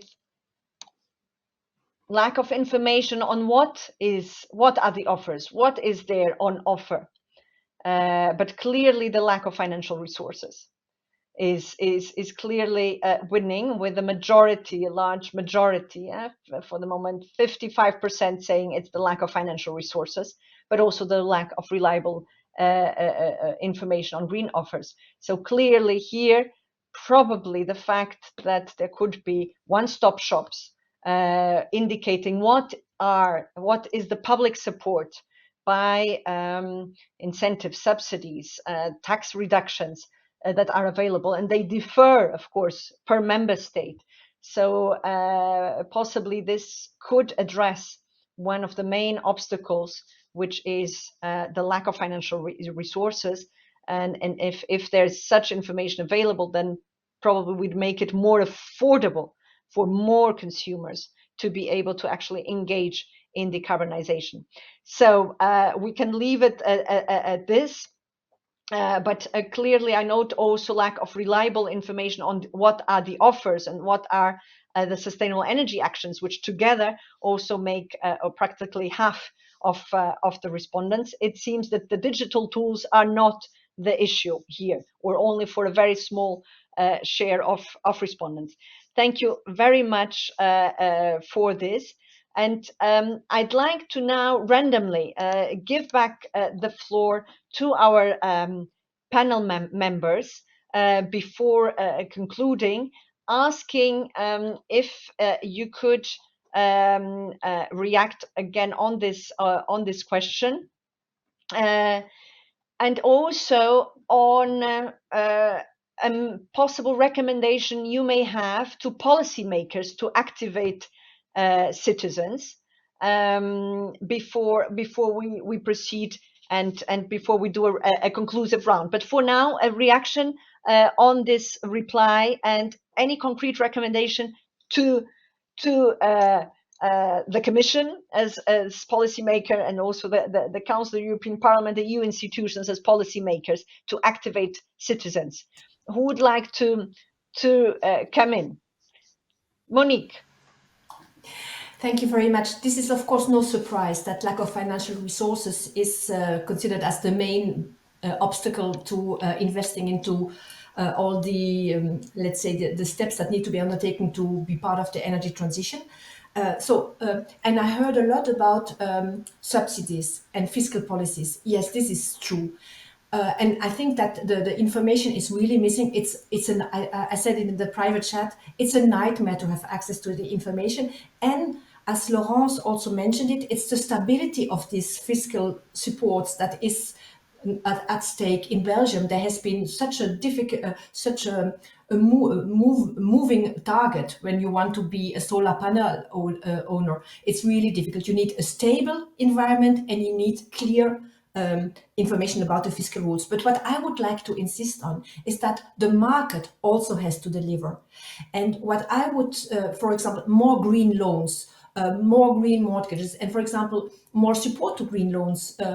Like in Portugal, there is an interest rate cap for green loans that is lower than for traditional loans. This is the type of incentives that consumers need in order to go to invest into green solutions. But what I also would like to say is that it is not necessarily, it is at the end of the day, the investment that is being made by the consumer is going to pay back. So it's, as again, Laurence mentioned, it's the front load, it's the upfront cost.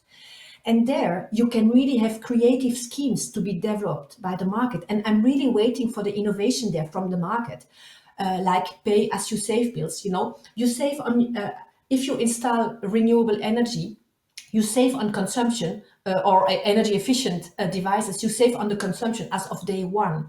So this savings from an energy bill could serve to pay back your loan. And this is the type of thing that really should be developed in order to reduce the element upfront cost and to smoothen the cost over the time of the energy device. And this would need maybe a little bit of policy push. And we could say that both the legislator, but also, let's say, the political environment at European and at national level should push into those solutions in order for them to be developed by the market. Thank you, Monique. And I lost you for a small part, but it was my problem. It seems. Don't ask me why and how, but I just lost you for a little while. Who would like to come in next? Okay, we have Laurence and Antonello. I would say that if I bring all the thing together, there is one word that expresses everything, which is uncertainty. I mean, at the end, all those elements that were reflected here are an aspect of uncertainty. We have an economic fear, let's say, of investing because the return of investment is not clear. There is a lack of information, which is, again, is uncertainty. And I think we had some very good example we mentioned, regulation changing too quickly and don't feeling, that my investment will last for a long time. I think this is a very critical element. I just made a positive example of electric vehicles, but then when I had to buy a charger at home, I was not motivated, even if there were incentives. So economically, it was a zero type of operation, because the chargers that you have now are, let me call them dumb chargers. They don't have all the feature we expect, or maybe they are not ready for the right protocols. Why should I invest in something that in 1 year probably is all they have to change it? Even if it's for free, I don't do it. I wait for a more stable situation. And I think this is an issue as well, having clear standards that are determined and that are safe for the investor, for the people in this case as investors. They last for a long time. And I have another bad example in that respect of another market failures, I would say, which is smart home. We had so much effort putting smart home at very limited impact. One issue I tested on my own as a geek, you've tried to make your home smart is a nightmare. A nightmare because that device doesn't talk to that device, is supported by platform A, but not platform, and the data cannot travel from there to there. And then, or you're stuck in a company and you have to buy everything, and that's not nice. It's not the logic of digital solutions. Or you have a very complex, you have to install your own translators or protocols, which is not reasonable. But it's uncertainty as well. It's uncertainty on the economic model, is uncertainty on the technical solutions and standard that will give me the faith things will last for enough time that makes sense. Thank you, Antonella. Indeed, the uncertainty that we need to see what can be done about it and how to tackle it. Laurence, we had lost you at some point, but now you're back. Welcome back. I hope it works now. It is now.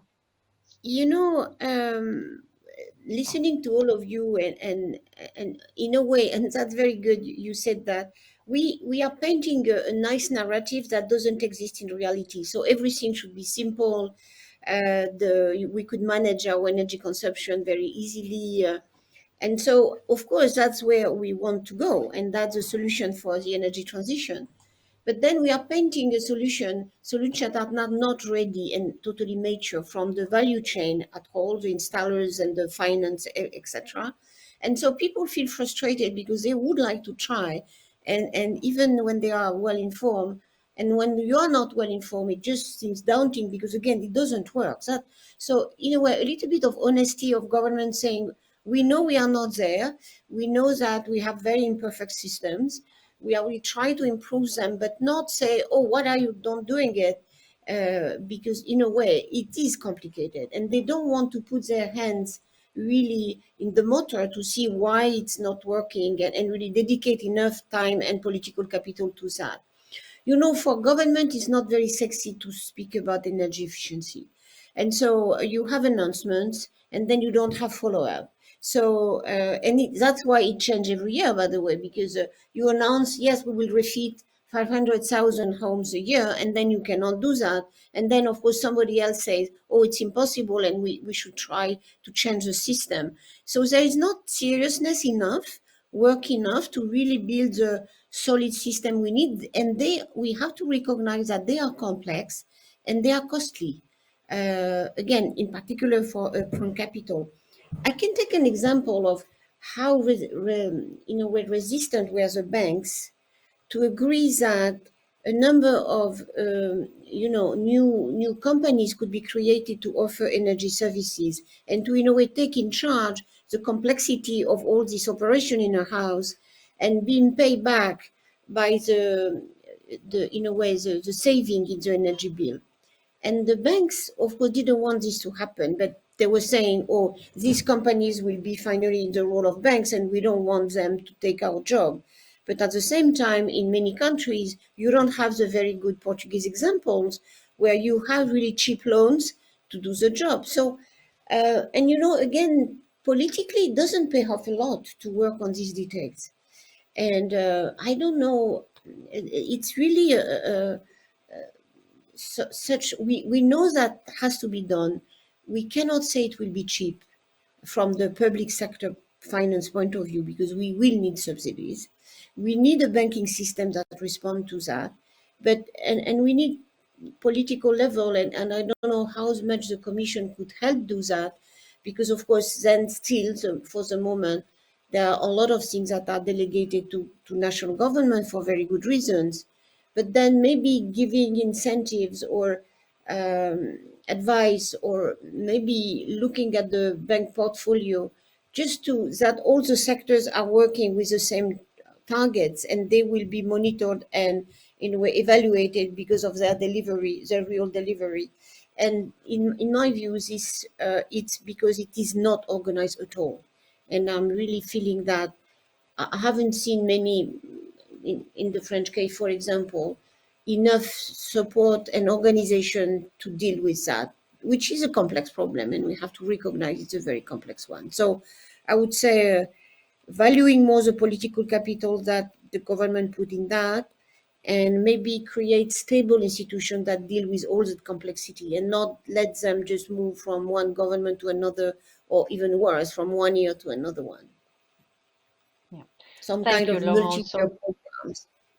So a key recommendation to the public authorities, the need for stable channels, for stable structures, which do not change with governance. Thank you. Alain, you also wanted to react. Yes, thank you, Paola. Yes, perhaps just to say a few words, which are exactly coming, from our recent recommendation we have published on our website, and I will think be online with what I have just heard. The first thing, on financial support, we need to develop, for instance, independent evaluation tool to assess the financial feasibility of energy efficiency investment, and that should be done in partnership with the financial sector to ensure a wide uptake among finance providers, which also means, for instance, that we should perhaps help to de-risk the investment for commercial banks when customers are looking for loans, through instance, just an idea, public guarantees if needed. We should perhaps also, provide financial support to customer access to advanced and innovative energy services by mitigating upfront cost. And perhaps another idea, which is the co-investments. And I have in mind, for instance, what Berg said a few weeks ago about online scheme for financing investment for domestic customers. And the other point, finance is not enough. But the other thing is information. We need, for instance, government certified information website to estimate carbon footprints and cost reduction on key electric solutions like EV, heat pumps, home management system, and to compare that to incumbent technologies. I think would be interesting. So finance and information to citizens. And Dimitri would still like to come in on this? Doesn't have to be. No, I think the previous panelist commented already with pretty good comments.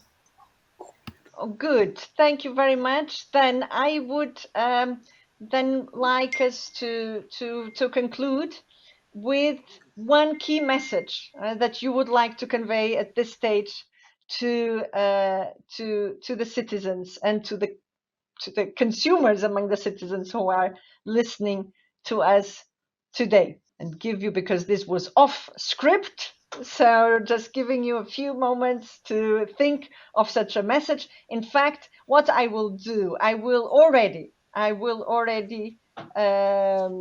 point to what will come next afternoon, but I see Alain is ready. So Alain, thank you. A Yes, I key would like to message to be our audience. Yes, perhaps I want to be positive. We heard it was complicated, it was expensive to have consumers on board for the energy transition, but we must be very positive because we have seen that it is possible. And we'll give two examples for that. The first one, is something we have had in France for 30 to 40 years, is the possibilities to have every day half of the customer supplying their flexibility from their heat water tanks. So it is possible to have massive participation of end users in the energy transitions and it's certainly much more efficient with the modern technologies we have today. So we can do it. And you can do it as citizens.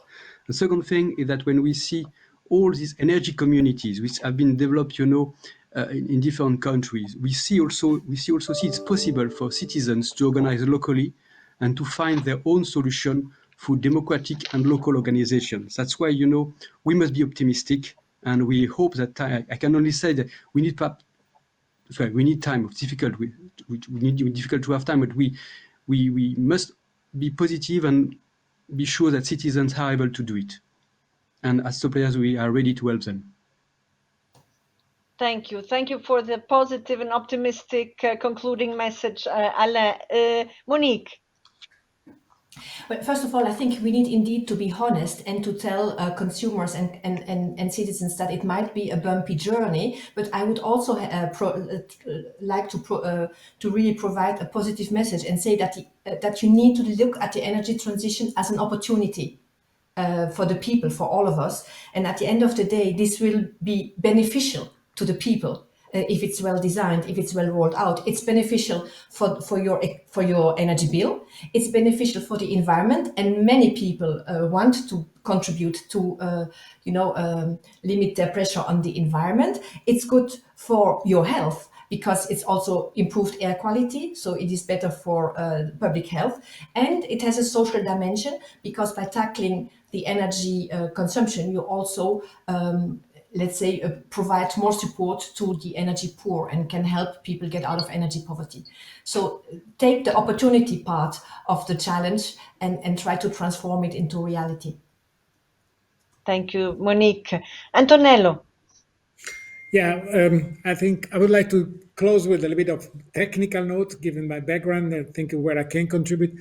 I mentioned that the major issue is this uncertainty, and I think major point is to eliminate at least the technical uncertainty, which first of all means the problem of data management and standardization in every respect for data exchange and security is at least we are sure that the technical issue is out, so we can focus on other aspects.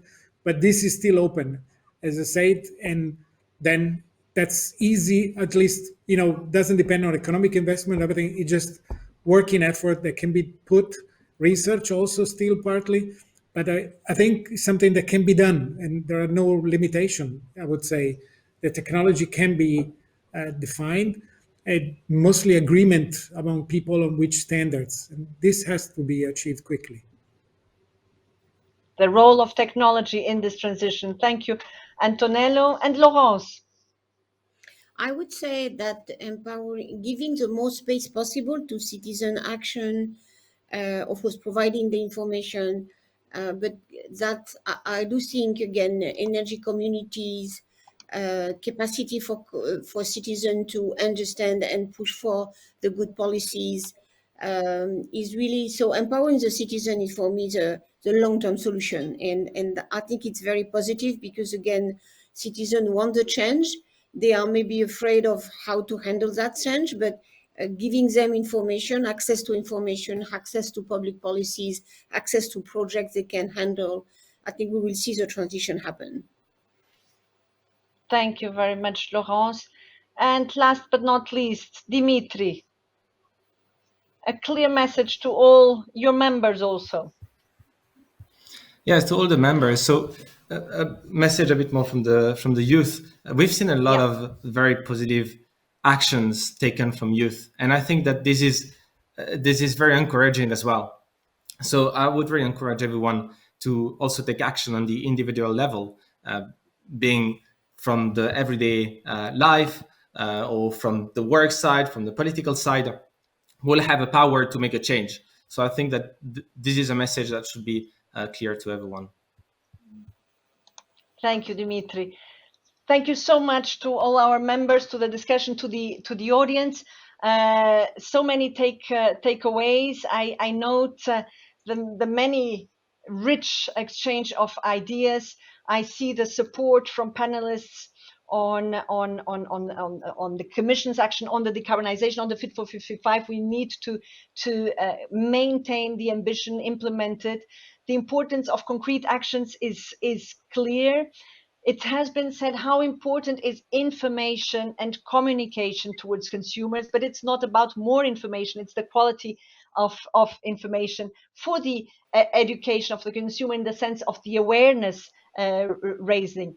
But then it is important to be able to grant access to this information, because very often there's still not enough information available. And then the importance of simplifying this information, the importance also of addressing some of the tools which should be no-brainers, such as energy efficiency, the importance of putting together maybe in one-stop shops the information that we need to also know what are the means to have easier access, also in terms of financial means, to tools which will allow us to decarbonize.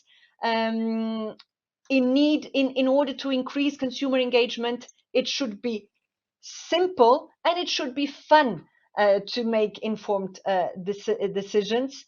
And also, when it comes to digital tools, it is important that access is open to all, so that you don't need to be an expert. And then, of course, affordability. We can and must do more to facilitate it, so that the best use can be made of the existing financial resources, including grants, including subsidies. And to conclude, and to echo the words of the Commissioner Simpson some weeks ago, a just transition is not just a desirable option or a moral obligation. It is really a precondition for the clean energy transition to be a success. The shift to climate neutrality will not happen if we do not keep all citizens engaged and part of it. And for that, you need to see the benefits of the transition in very concrete terms, in lower bills, in new jobs, and improved quality of life. I'd like to thank you very, very much for this very rich exchange of views. In this afternoon at 2 p.m., we will gather again to go more in depth in some of these issues, and we'll have a set 4 sessions. A first one on how to strengthen consumer rights and protection in gas and district heating sectors. We will have Anna Martin, Energy Policy Officer at BEOC, who will be moderating this session. A parallel second section, or a session on how to engage energy poor and vulnerable consumers in the energy transition. This session will be chaired by Mélanie Bourgeois, Policy Officer at Energy Cities. A third session to discuss how to build consumer trust in green energy markets. And this one will count with the moderation of Nathalie McCoy from SARE, the Customers and Retail Markets Working Group in SARE. And finally, the fourth session will look into how can digital tools help activate consumers. And here we'll be counting with Cristiana Marchitelli, who is a colleague here in the Commission in Directorate General for Energy. I thank you very much for joining us this morning, for all the exchanges, for the active participation from the audience. Wish you a bon appetit. I wish we could all enjoy it together and do some chit-chatting, which is always so beneficial. We can't have that, but we are making the best of it. And I thank you very much. And thank you, dear panelists, for having joined us this morning. Goodbye.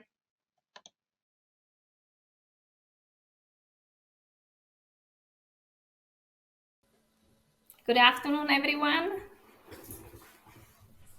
So we are back at the panel session of this year's Citizen Energy Forum to wrap up the first day of this event. And I hope you have managed to find your way back from the parallel breakout sessions. And I hope you can hear us and you can see us. The idea for this closing session will be to wrap up what we have heard this afternoon in the different breakout sessions, and also to give you again the possibility to intervene, to comment or ask questions. So I hope you see the Slido, which I don't, but the idea is to have the Slido on so that, yes. Hello, hi Anna. I think you have joined us for the closing session. So you can still use the same code, EN4SIT, and ask questions through the Slido as this morning. And I'm supposed to see those questions, but I don't at this stage. So welcome back again. We had very interesting breakout sessions this afternoon on 4 different topics. And I would like to apologize to those who wanted to join the session on digital and might have had difficulties as we did. The session in the end was accessible on YouTube. I don't know if you found your way to it, and I'm really sorry for the technical problems. Yeah, it's unfortunate, and we were wondering whether it's because it's the 13th Citizens Energy Forum, so then maybe it's a bit unfortunate, and so this was the unfortunate event of it. So I'm sorry again for this difficulty in reaching the digital session. I followed it on YouTube, and it was a very interesting session. So I hope at least some of you managed to find your way to join this session. So we have now with me 4 rapporteurs who will very briefly inform all of you about the main outcomes of each of the 4 breakout sessions. And afterwards, we still have some time to ask questions or to react to questions that will be asked by the audience. So the 4 rapporteurs are now here with me. Okay, I'll start with Dimitri Vergne, who is at the bottom right. And Dimitri will report on the Just Transition breakout session. Yeah, and then if I stay down at the bottom, we have Jean-Michel Glachan, the director of Florence School of Regulation, who will report on the digital session. And then in the first right corner, we have Frédéric. I'm sorry, Frédéric Boyer, who represents Energy Cities and will report on the Green Offers session. And finally, we have Jana Hasova from CIR, who doesn't have the video, but she is with us. And Jana will report on the Consumer Rights and Protection session. And of course, I forgot to say that Dimitri Vergne represents BEUC. Okay, so I think with this, I have presented briefly our 4 rapporteurs, and maybe we can go it one by one. So we continue with Frédéric, who had session, I think, number 3, right, on green offers. So Frédéric, would it be okay for you to tell us very briefly what were the main messages that came out of your session? Thank you. Thank you, Adela. My pleasure, and good afternoon to everyone. I'm replacing, and that's a pity for the gender balance, my colleague Alex Ball, who was supposed to report on this, to be the rapporteur of this session, but unfortunately she's on sick leave today, so you will have to bear with me. So very, very intense discussion in the panel on how to build consumer trust in green energy offer. I take out a very colorful recipe. Many people have been mentioning the 50 shades of green, because we were discussing what is green energy. The 50 shades of citizens we can have, because again, we're talking about engaging European citizens in the transition, and they are very diverse from one country to another, from different age groups, social groups, and so on. So it has to be taken into account when we want to engage them in the transition. And then also the different types of tools. So 50 shades of tools, and that we can use to support that. So very briefly on the definition of the green, there was a general agreement on the concept of promoting renewable energy as a green energy. Although some elements were discussed around the sustainability of energy that could also allow for less intensive carbon energy to be, in some cases, to be called green energy, and also where they are produced. So giving the possibility to give or promote local energy production. So that's around what is called green energy, and that calls clearly for an harmonized and a clear definition at EU, but also then going down in the other levels of administration on what we mean, and that those definitions have to be in a way endorsed by public authority to give the trust to the customers. Talking about trust and how we can ensure that this offer is appealing and customers can have trust on it. There was a lot of discussion around the role of national regulatory bodies and certificate of origins. So that has to ensure, let's say, in a way forward, that new renewable energy production are produced, and it's not just a shift of contract allowing to tap into existing renewable energy production. So a clear role for local authorities also was mentioned in the way that citizens have and customers have a better trust in what is closer to their decision-making process. And of course, on the booming citizens energy cooperative that are booming in several countries of Europe and still have to make their progress in other countries, as a way, again, to have trust in the system because you feel part and you're empowered to take part in the transition. Finally, with regards to how we communicate around this green energy, there were discussions on different tools that can be used. So the certificate of origins, of course, but also the labeling scheme, and there were during the working group some discussion around existing labeling scheme for food, for instance, and a lot of comparison today in the discussion on organic apple. So how to ensure we can have a real organic apple, and then how to ensure we can communicate clearly about the fact that it's an organic apple. So here, again, ensuring that all these systems, labels, comparison tools have a kind of body behind that can be trusted by citizens and that is not a private initiative. And on that, there are some very good elements, some very good examples, also coming from the civil society doing so. And a clear message was around keeping it simple. And that was something that was also mentioned in the opening plenary this morning, making the transition simpler, sexy, appealing to citizens. And that's also the case for attracting customers to shift to green energy. So that's the key element around, again, and there are work to be done around what we call energy, green energy, reinforcing the trust to the offer by ensuring that public bodies can ensure that the definition and the energy is produced as such. And finally, developing a better communication around that is simple and clear for all the citizens across Europe. Okay, thank you very much. Thank you, Frederic.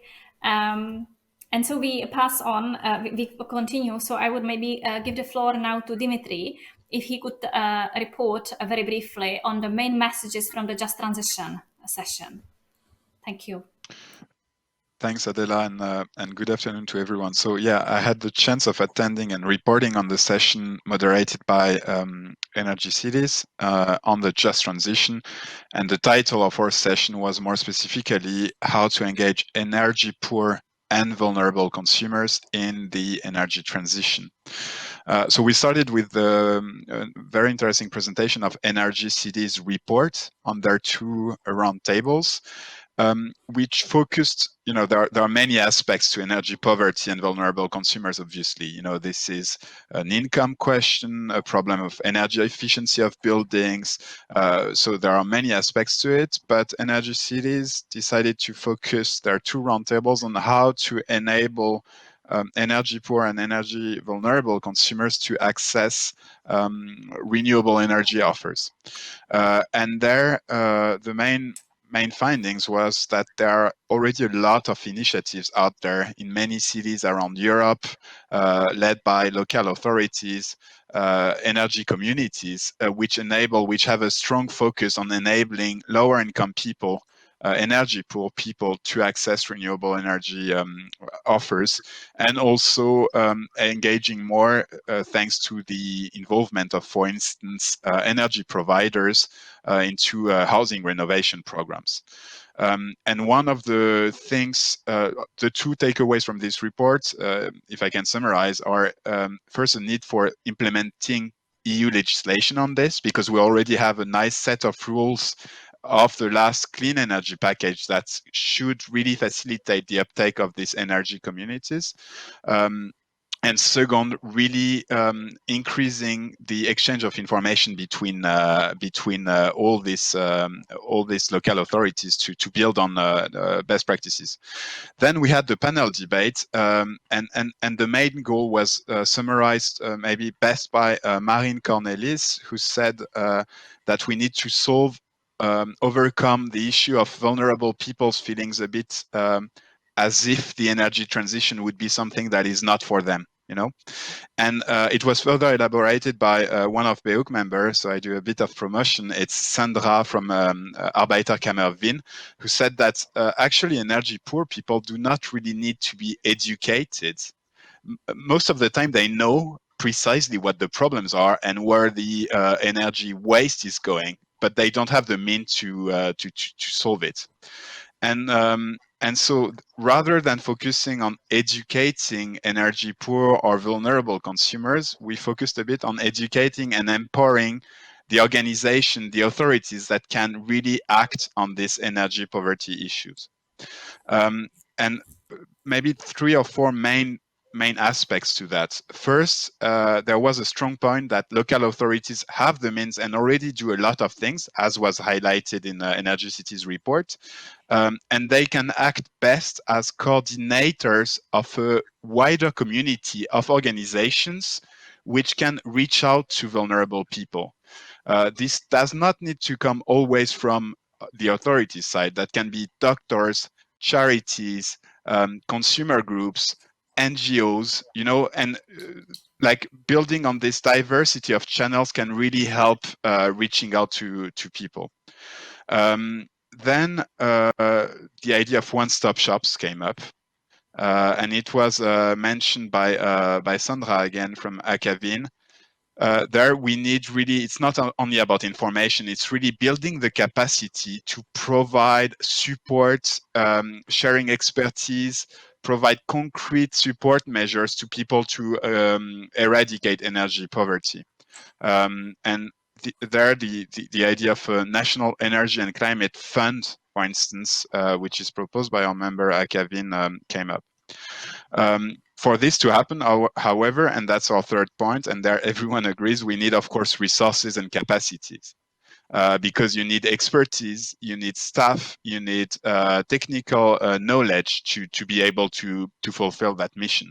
And so there must be really a big investment in this, because that will be an investment worth having, because it will bring value.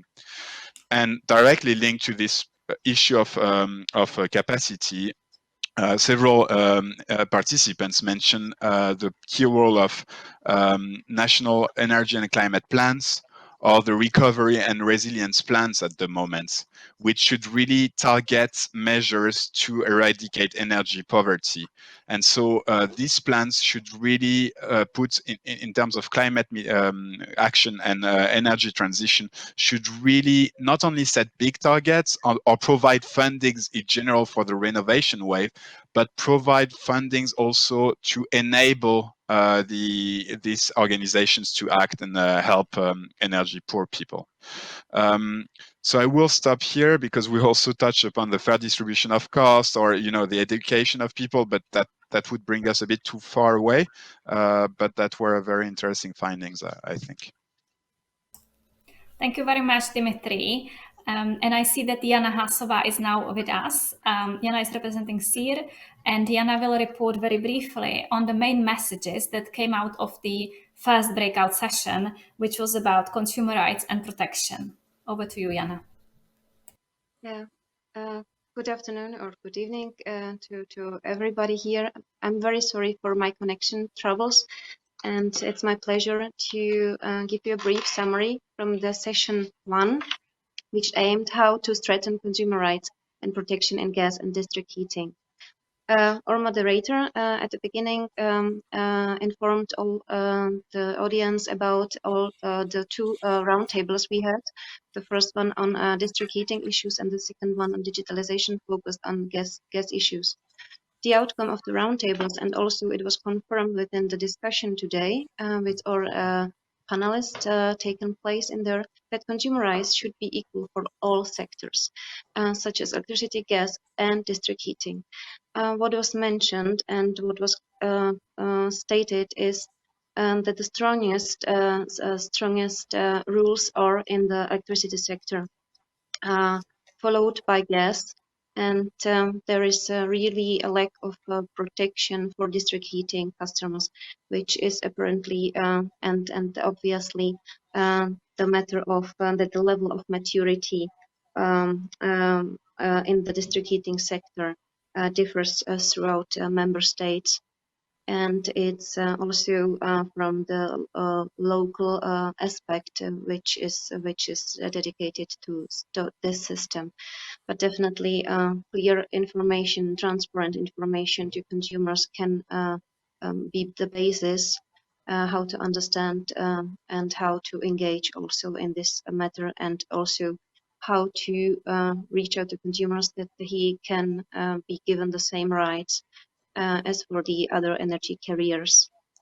But apparently, what we have mentioned was that district heating is primarily focused to multi-building, multi-apartments housing, and so there is no direct link to the end consumer or to the tenant in many cases. But having said that, there is, however, the Fit for 55 package intends to create some provisions also for this sector. A good consumer protection framework is, as it was said, essential, guaranteeing consumer trust in the energy markets, including contractual rights, including the right to switch suppliers, and also independent and transparent comparison tools should be used and in place for customers, and necessarily also the protection of vulnerable customers and people in energy poverty. What we have raised was also the alternative dispute resolution mechanism, which regarding district heating cannot be provided as for the other sectors, electricity and gas. So coming back to those provisions, we came to the point that the same provisions should exist in gas, taking into account the differences that might exist in technical terms between sectors. Of course, it should be clarified what is helpful for consumer, for example, in terms of dynamic pricing, aggregation, or smart metering. So that should be assessed separately. What we discussed further was also in relation with the current situation on energy price increase and the crisis and troubles for many households to pay their bills. And what was mentioned by Martin Solomon from Danish Consumer Council was the disconnection rules that were set in place in Denmark during winter that should be adopted as a widespread practice. So having said that, we had also insight from Neon, because our panelist was Janusz Wiesławski, and he mentioned the case of alternative dispute resolution, and also mentioning other disputes that are excused from or almost he mentioned that almost all disputes are excluded from heating contracts, and this leaves household consumers without access to this mechanism. So that is what I've mentioned previously. Also, we have the point of view from social housing, how to best approach and how it's feasible, and how to have some projects in this field. So the best one of the best approaches that was mentioned was the optimal insulation and also green district heating. The panel debate continued with the insight from the European Youth Energy Network, represented by Luciana Miu, who stressed that the younger generation is very concerned in the climate issue and is very environmentally conscious. It definitely has to be said that the freedom of young people to make deep renovations also depends on the type of ownership in the housing market. And as people have increasingly less opportunities to be house owners. Definitely also, it was also mentioned that we have to be aware of the effects that a more digitalized energy sector can provoke. Are we leaving less tech-educated consumers out or behind? So that should definitely not be the case. And also people with less digital education or less digital involvement are creating emissions as well. We had within the Q&A discussion on the more transparency in billing and origin of gas, and we come to an end that the speed up of supply disclosure should be in place. We had a debate on energy price crisis, of course, the issue that is mentioned many times during the recent weeks and months. And we addressed also the position of social housing that is doing much better when it comes to energy efficiency in this respect. And what was stressed was the information. We also touched upon data and not only reliability of data, but protection of data. Because first of all, you have to have the oversight what's on the market and to take concrete actions and to target concrete types of consumers. So having said that, I would close my report from the session, and I'm open to the discussion on it. Thank you. Thank you very much, Jana. Just a quick reaction. I think the Commission fully agrees that consumer protection and empowerment have to be available across all the energy sectors. Yeah, and the Fit for 55 package, which is split between what the Commission proposed in July and what the Commission will propose next week, is doing precisely that. So in July, the Energy Efficiency Directive addresses the consumer protection and empowerment in district heating. Alternative dispute resolution is available to district heating consumers as well. And we are making tweaks in the Energy Efficiency Directive to make this clear, that the role of the final customer has been clarified in the proposal. Yeah, and then next week, the gas decarbonisation package will address consumer empowerment and protection for decarbonised gas. So I hope in that way the Commission is indeed on exactly the same line, and we are addressing the issues that were raised in this first roundtable.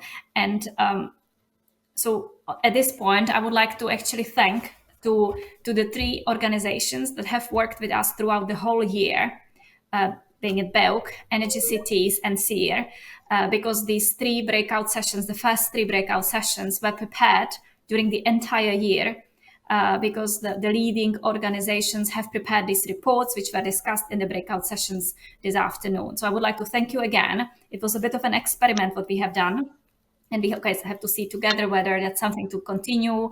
But I think there was a lot of work which went into these reports. And so I would like to thank again BEUC, Energy Cities, and SEER for the investment they have done for the Dublin Forum and for driving these discussions during the entire 2021. Yeah.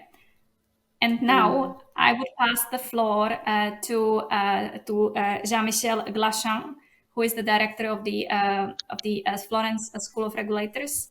And he is the rapporteur for the fourth breakout session, which was a bit different, which covered digital. As you know, the Commission is preparing a digitalization action plan for next year. We have a big public consultation ongoing. So it was in this context that we have prepared this breakout session. And so, Jean-Michel, the floor is yours. Could you tell us what were the main messages from your session? Thank you. Many, many thanks to you. I will report what I understood, because I'm only me. There is no single question, single issue with digitalization. Minimum, there is 3 very different levels. The simplest level is digitalization regarding consumers looking for secure basic services, being not interested into sophisticated new things, and therefore looking mainly for protections and for guaranteed quality, guaranteed affordability for these basic services. They are the consumers we know since decades. And they are the consumers here, Buck, are taking care of. However, there is digital ways of enabling them or serving them, like emphasizes by Sear, digitalization of switching, digitalization of comparison tools, etc. And you see that here, digitalization is something used to give better services to basic consumers.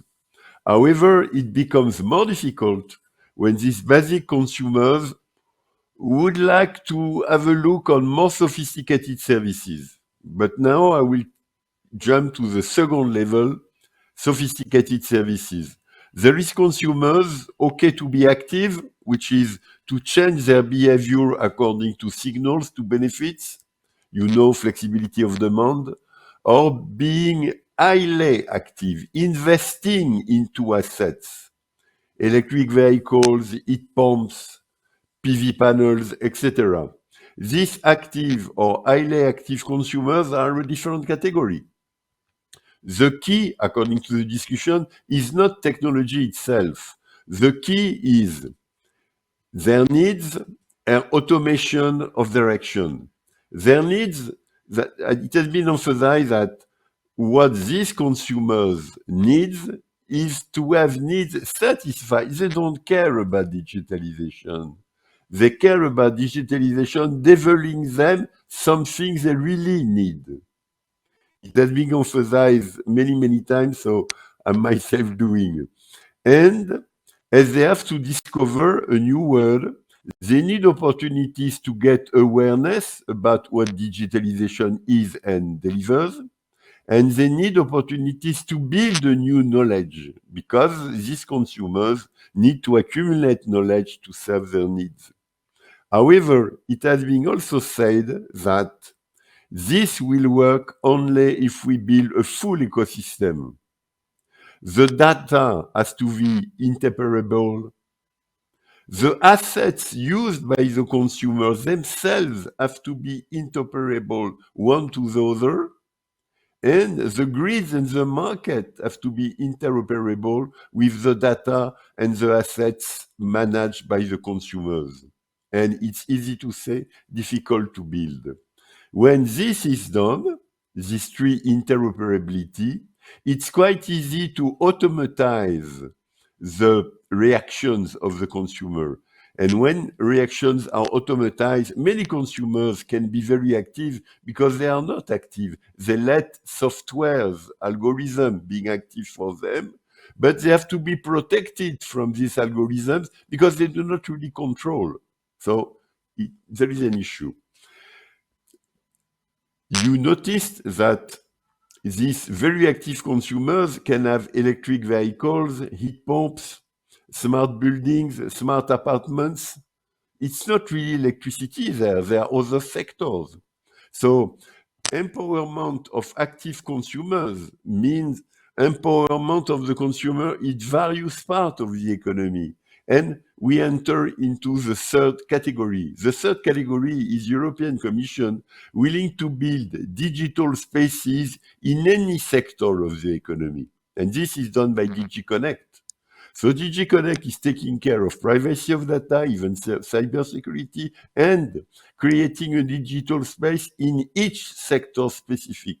But if this has to help consumers, this sector specific has to have general features, general guarantees for the consumers regarding access to data, use of data, and data governance. So you see three levels, but all of these very, very complementary. It was a fantastic experience for me. I benefited mostly from this session. Excellent. Thank you very much for the very clear debrief. And so my impression is that these 4 topics are very much closely interrelated. We are trying to protect consumer, but we are also empowering them. And by empowering them, we hope they will see green offers and they will become actors in the green transition. And the digital is the facilitator for that. But going back to our rapporteurs, is there something that you are maybe a bit surprised you didn't hear this afternoon? Is there something that you were missing from this discussion, something we kind of forget? Or would any of you have any remarks on this? Anything that you didn't find, Dimitri? Yes. So yes, I think it builds upon a bit the roundtable which was reported on by Frédéric, on the green choice and the risk of greenwashing, etc. I think the discussion we need to have, and we're having in other instances, I'm not saying this is completely off the radar, is what are the right technologies for the right uses. And for instance, since we're talking about citizens' engagement and the just transition, I think one very, very key aspect for consumers' engagement is to make sure that we get the technology which delivers on our climate goals at the lowest possible cost. And on this, we'll have this discussion with the gas package coming up next week. So this will be probably a nice debate. But what we're saying as consumer groups is, we need to move as much as possible to direct electrification, so heat pumps, which will also build on the demand response clearly highlighted by Jean-Michel, district heating, and avoid wrong investments such as either keeping gas too long or moving towards hydrogen as a heating solution for individual households. So this is, I think, an important discussion that is, building on the roundtables exchanges of probably mostly the roundtables of Frédéric. Thank you very much. I saw that in the chat from the audience, we have received a reaction on this, which is commenting more on the taxonomy discussion, what we call green, and whether we can call nuclear and gas green. So this is a very political discussion going on right now. So thank you for the reaction from the audience. Anything else that our rapporteurs would like to mention? Yes, Jean-Michel. Yes. Yeah. Yesterday, in another conference, we gave a prize to a community initiative in Baden-Württemberg, this in the city of Allensbach. This initiative is to fully integrate consumption, home storage, PV storage in a community setting to guarantee that the very advanced integration of consumption into the electrical system is not made in an inappropriate manner and that consumers are respected, etc. It's at community level with the backing of the municipality and the state of Baden-Württemberg. This, for me, is the future. Of course, we will have private companies doing it, blah, blah, blah, blah. This is their problem. But at the community level, energy communities should be the most we can open territory for experiments. And I mean really experiments, which is we can trust it's a community. We know people in the board. We can discuss with them every Sunday, and we should experiment much more, because if we were able to have a very responsive demand, we can green much more supply, and we can reduce the cost. So it's exactly what we want to do. But it's a personal reaction. Thank you. But I think this also came quite well from the Energy Cities report on just transition, because they really approached the topic as how to activate the energy poor people and how to help them become active on the energy market. So that we very much appreciate, I must say, in that report, this kind of proactive approach to the topic. Frederick, you wanted to speak as well? Yes. Not to react to the report that my colleagues have been working on, although it's a bit related. But first, a reaction on the green, whether we should consider nuclear or biomass, and when we actually had a discussion in the Board of Energy Cities around that. We have mayors coming from different regions, some of them coming from Sweden and using biomass and saying they are completely green and sustainable by doing so. And some other cities coming from Germany and saying that cutting a tree in Germany, even to make a wooden house, would be considered as a crime. So again, that's why there is different shades of green across Europe, and I think we need to account for that, and allow for local community to define what is the best way for their transition. And just on this example of the heat pumps, of course, whenever we can, I think a district approach would be the best solution in terms of investment.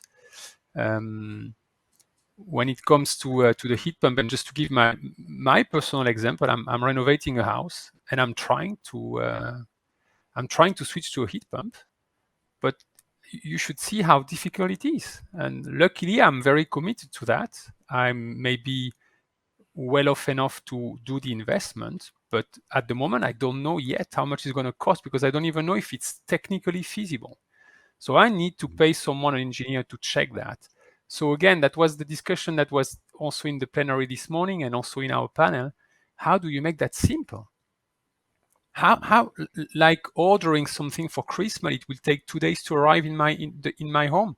For shifting from fossil fuel, it's a big nightmare, and I think we need collectively, as Commission, as public bodies, companies, local authorities, to make this transition much easier for citizens. If not, they will never do it, or only people that are crazy enough like me to try the journey. But that won't be enough for the climate change challenge we have in front of us. Yeah, indeed. And actually, we had some reactions. Maybe I go back also to what we have heard from the audience, because the topic of what is green and what is not green, of course, came back also in the reactions. So we have somebody is asking, but okay, we won't reply because this is exactly what was discussed in the breakout session. In the jungle of offers, labels, and suppliers, how to know if the energy is really green? Yes, indeed, this is the.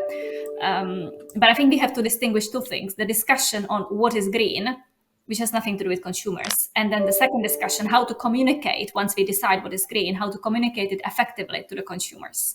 And I think the Dublin Forum is more on the second than on the first.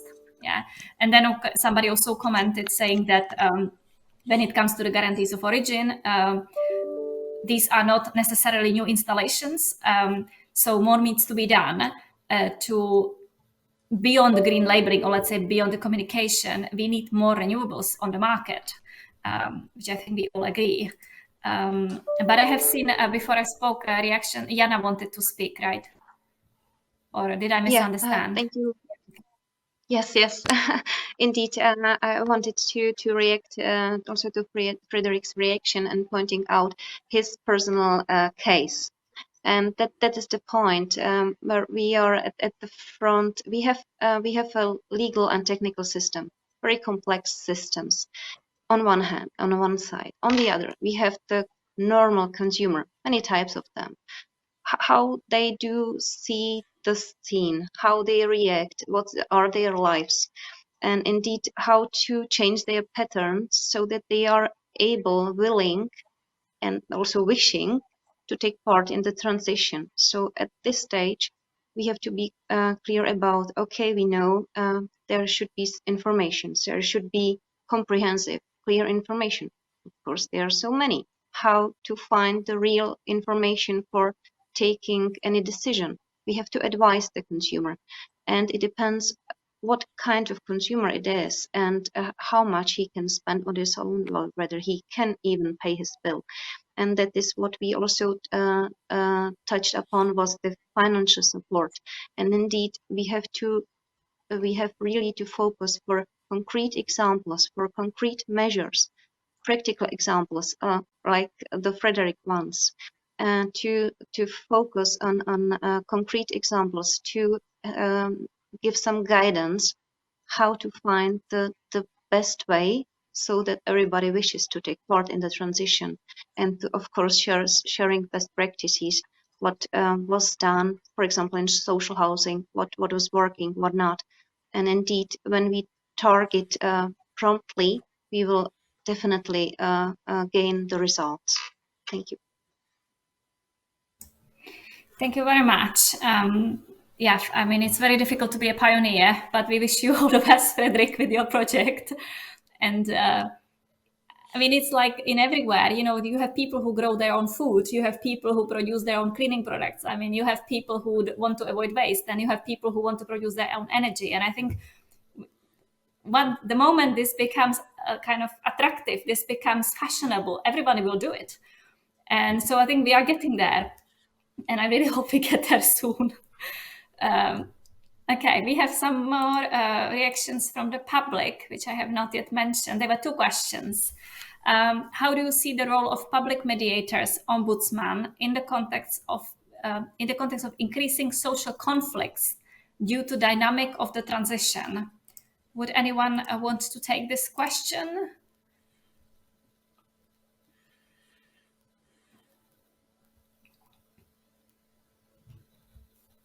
Dimitri? Well, like there are a lot of fears at the moment on, or scaremongering, I would say, even, on the energy transition, driving inequalities, etc. But when you're talking about energy poverty, and we talked about this morning, Adela, it's, the situation is already quite bad at the moment. There are 34 million people who suffer from energy poverty. And what we actually, I think, there's a positive narrative to build, and it's about reversing the logic. The discussions we're having at the moment, the Fit for 55 package, they're all opportunities to make the situation better, and to eradicate the root causes of energy poverty. And we must just, like, to find the right cure, we need the good diagnosis. And the reasons for social harm linked to the energy system is mostly due to two things: or too heavy reliance on fossil fuels, and the energy inefficiency we have in our system. So we need to work on both these aspects to create to reach our climate goals and create more reduce social inequalities. And fortunately, we have people like indeed paving the way on new technologies, on heating appliances, and Frederick's experience is quite interesting in this regard. And a few years from now, hopefully, also thanks to legislative changes, to the multiplication of accredited installers, through better technical assistance, through easier permitting procedures, we will have made this shift much easier to people. So I'm not really afraid of the energy transition causing social harm. I'm afraid of us not being a bit too cautious and not engaging enough and not seizing this opportunity. Thank you, Dimitri. And there is one last question. I saw you, Frederick. I just read this question so that we address all the questions from the audience. No one really mentions the interest of 24/7 carbon footprint monitoring as launched through the data center sector, which should allow to update the green certificates of origin with more frequently, if I understand well the question. Would anyone like to react to this? Or have I misunderstood the question?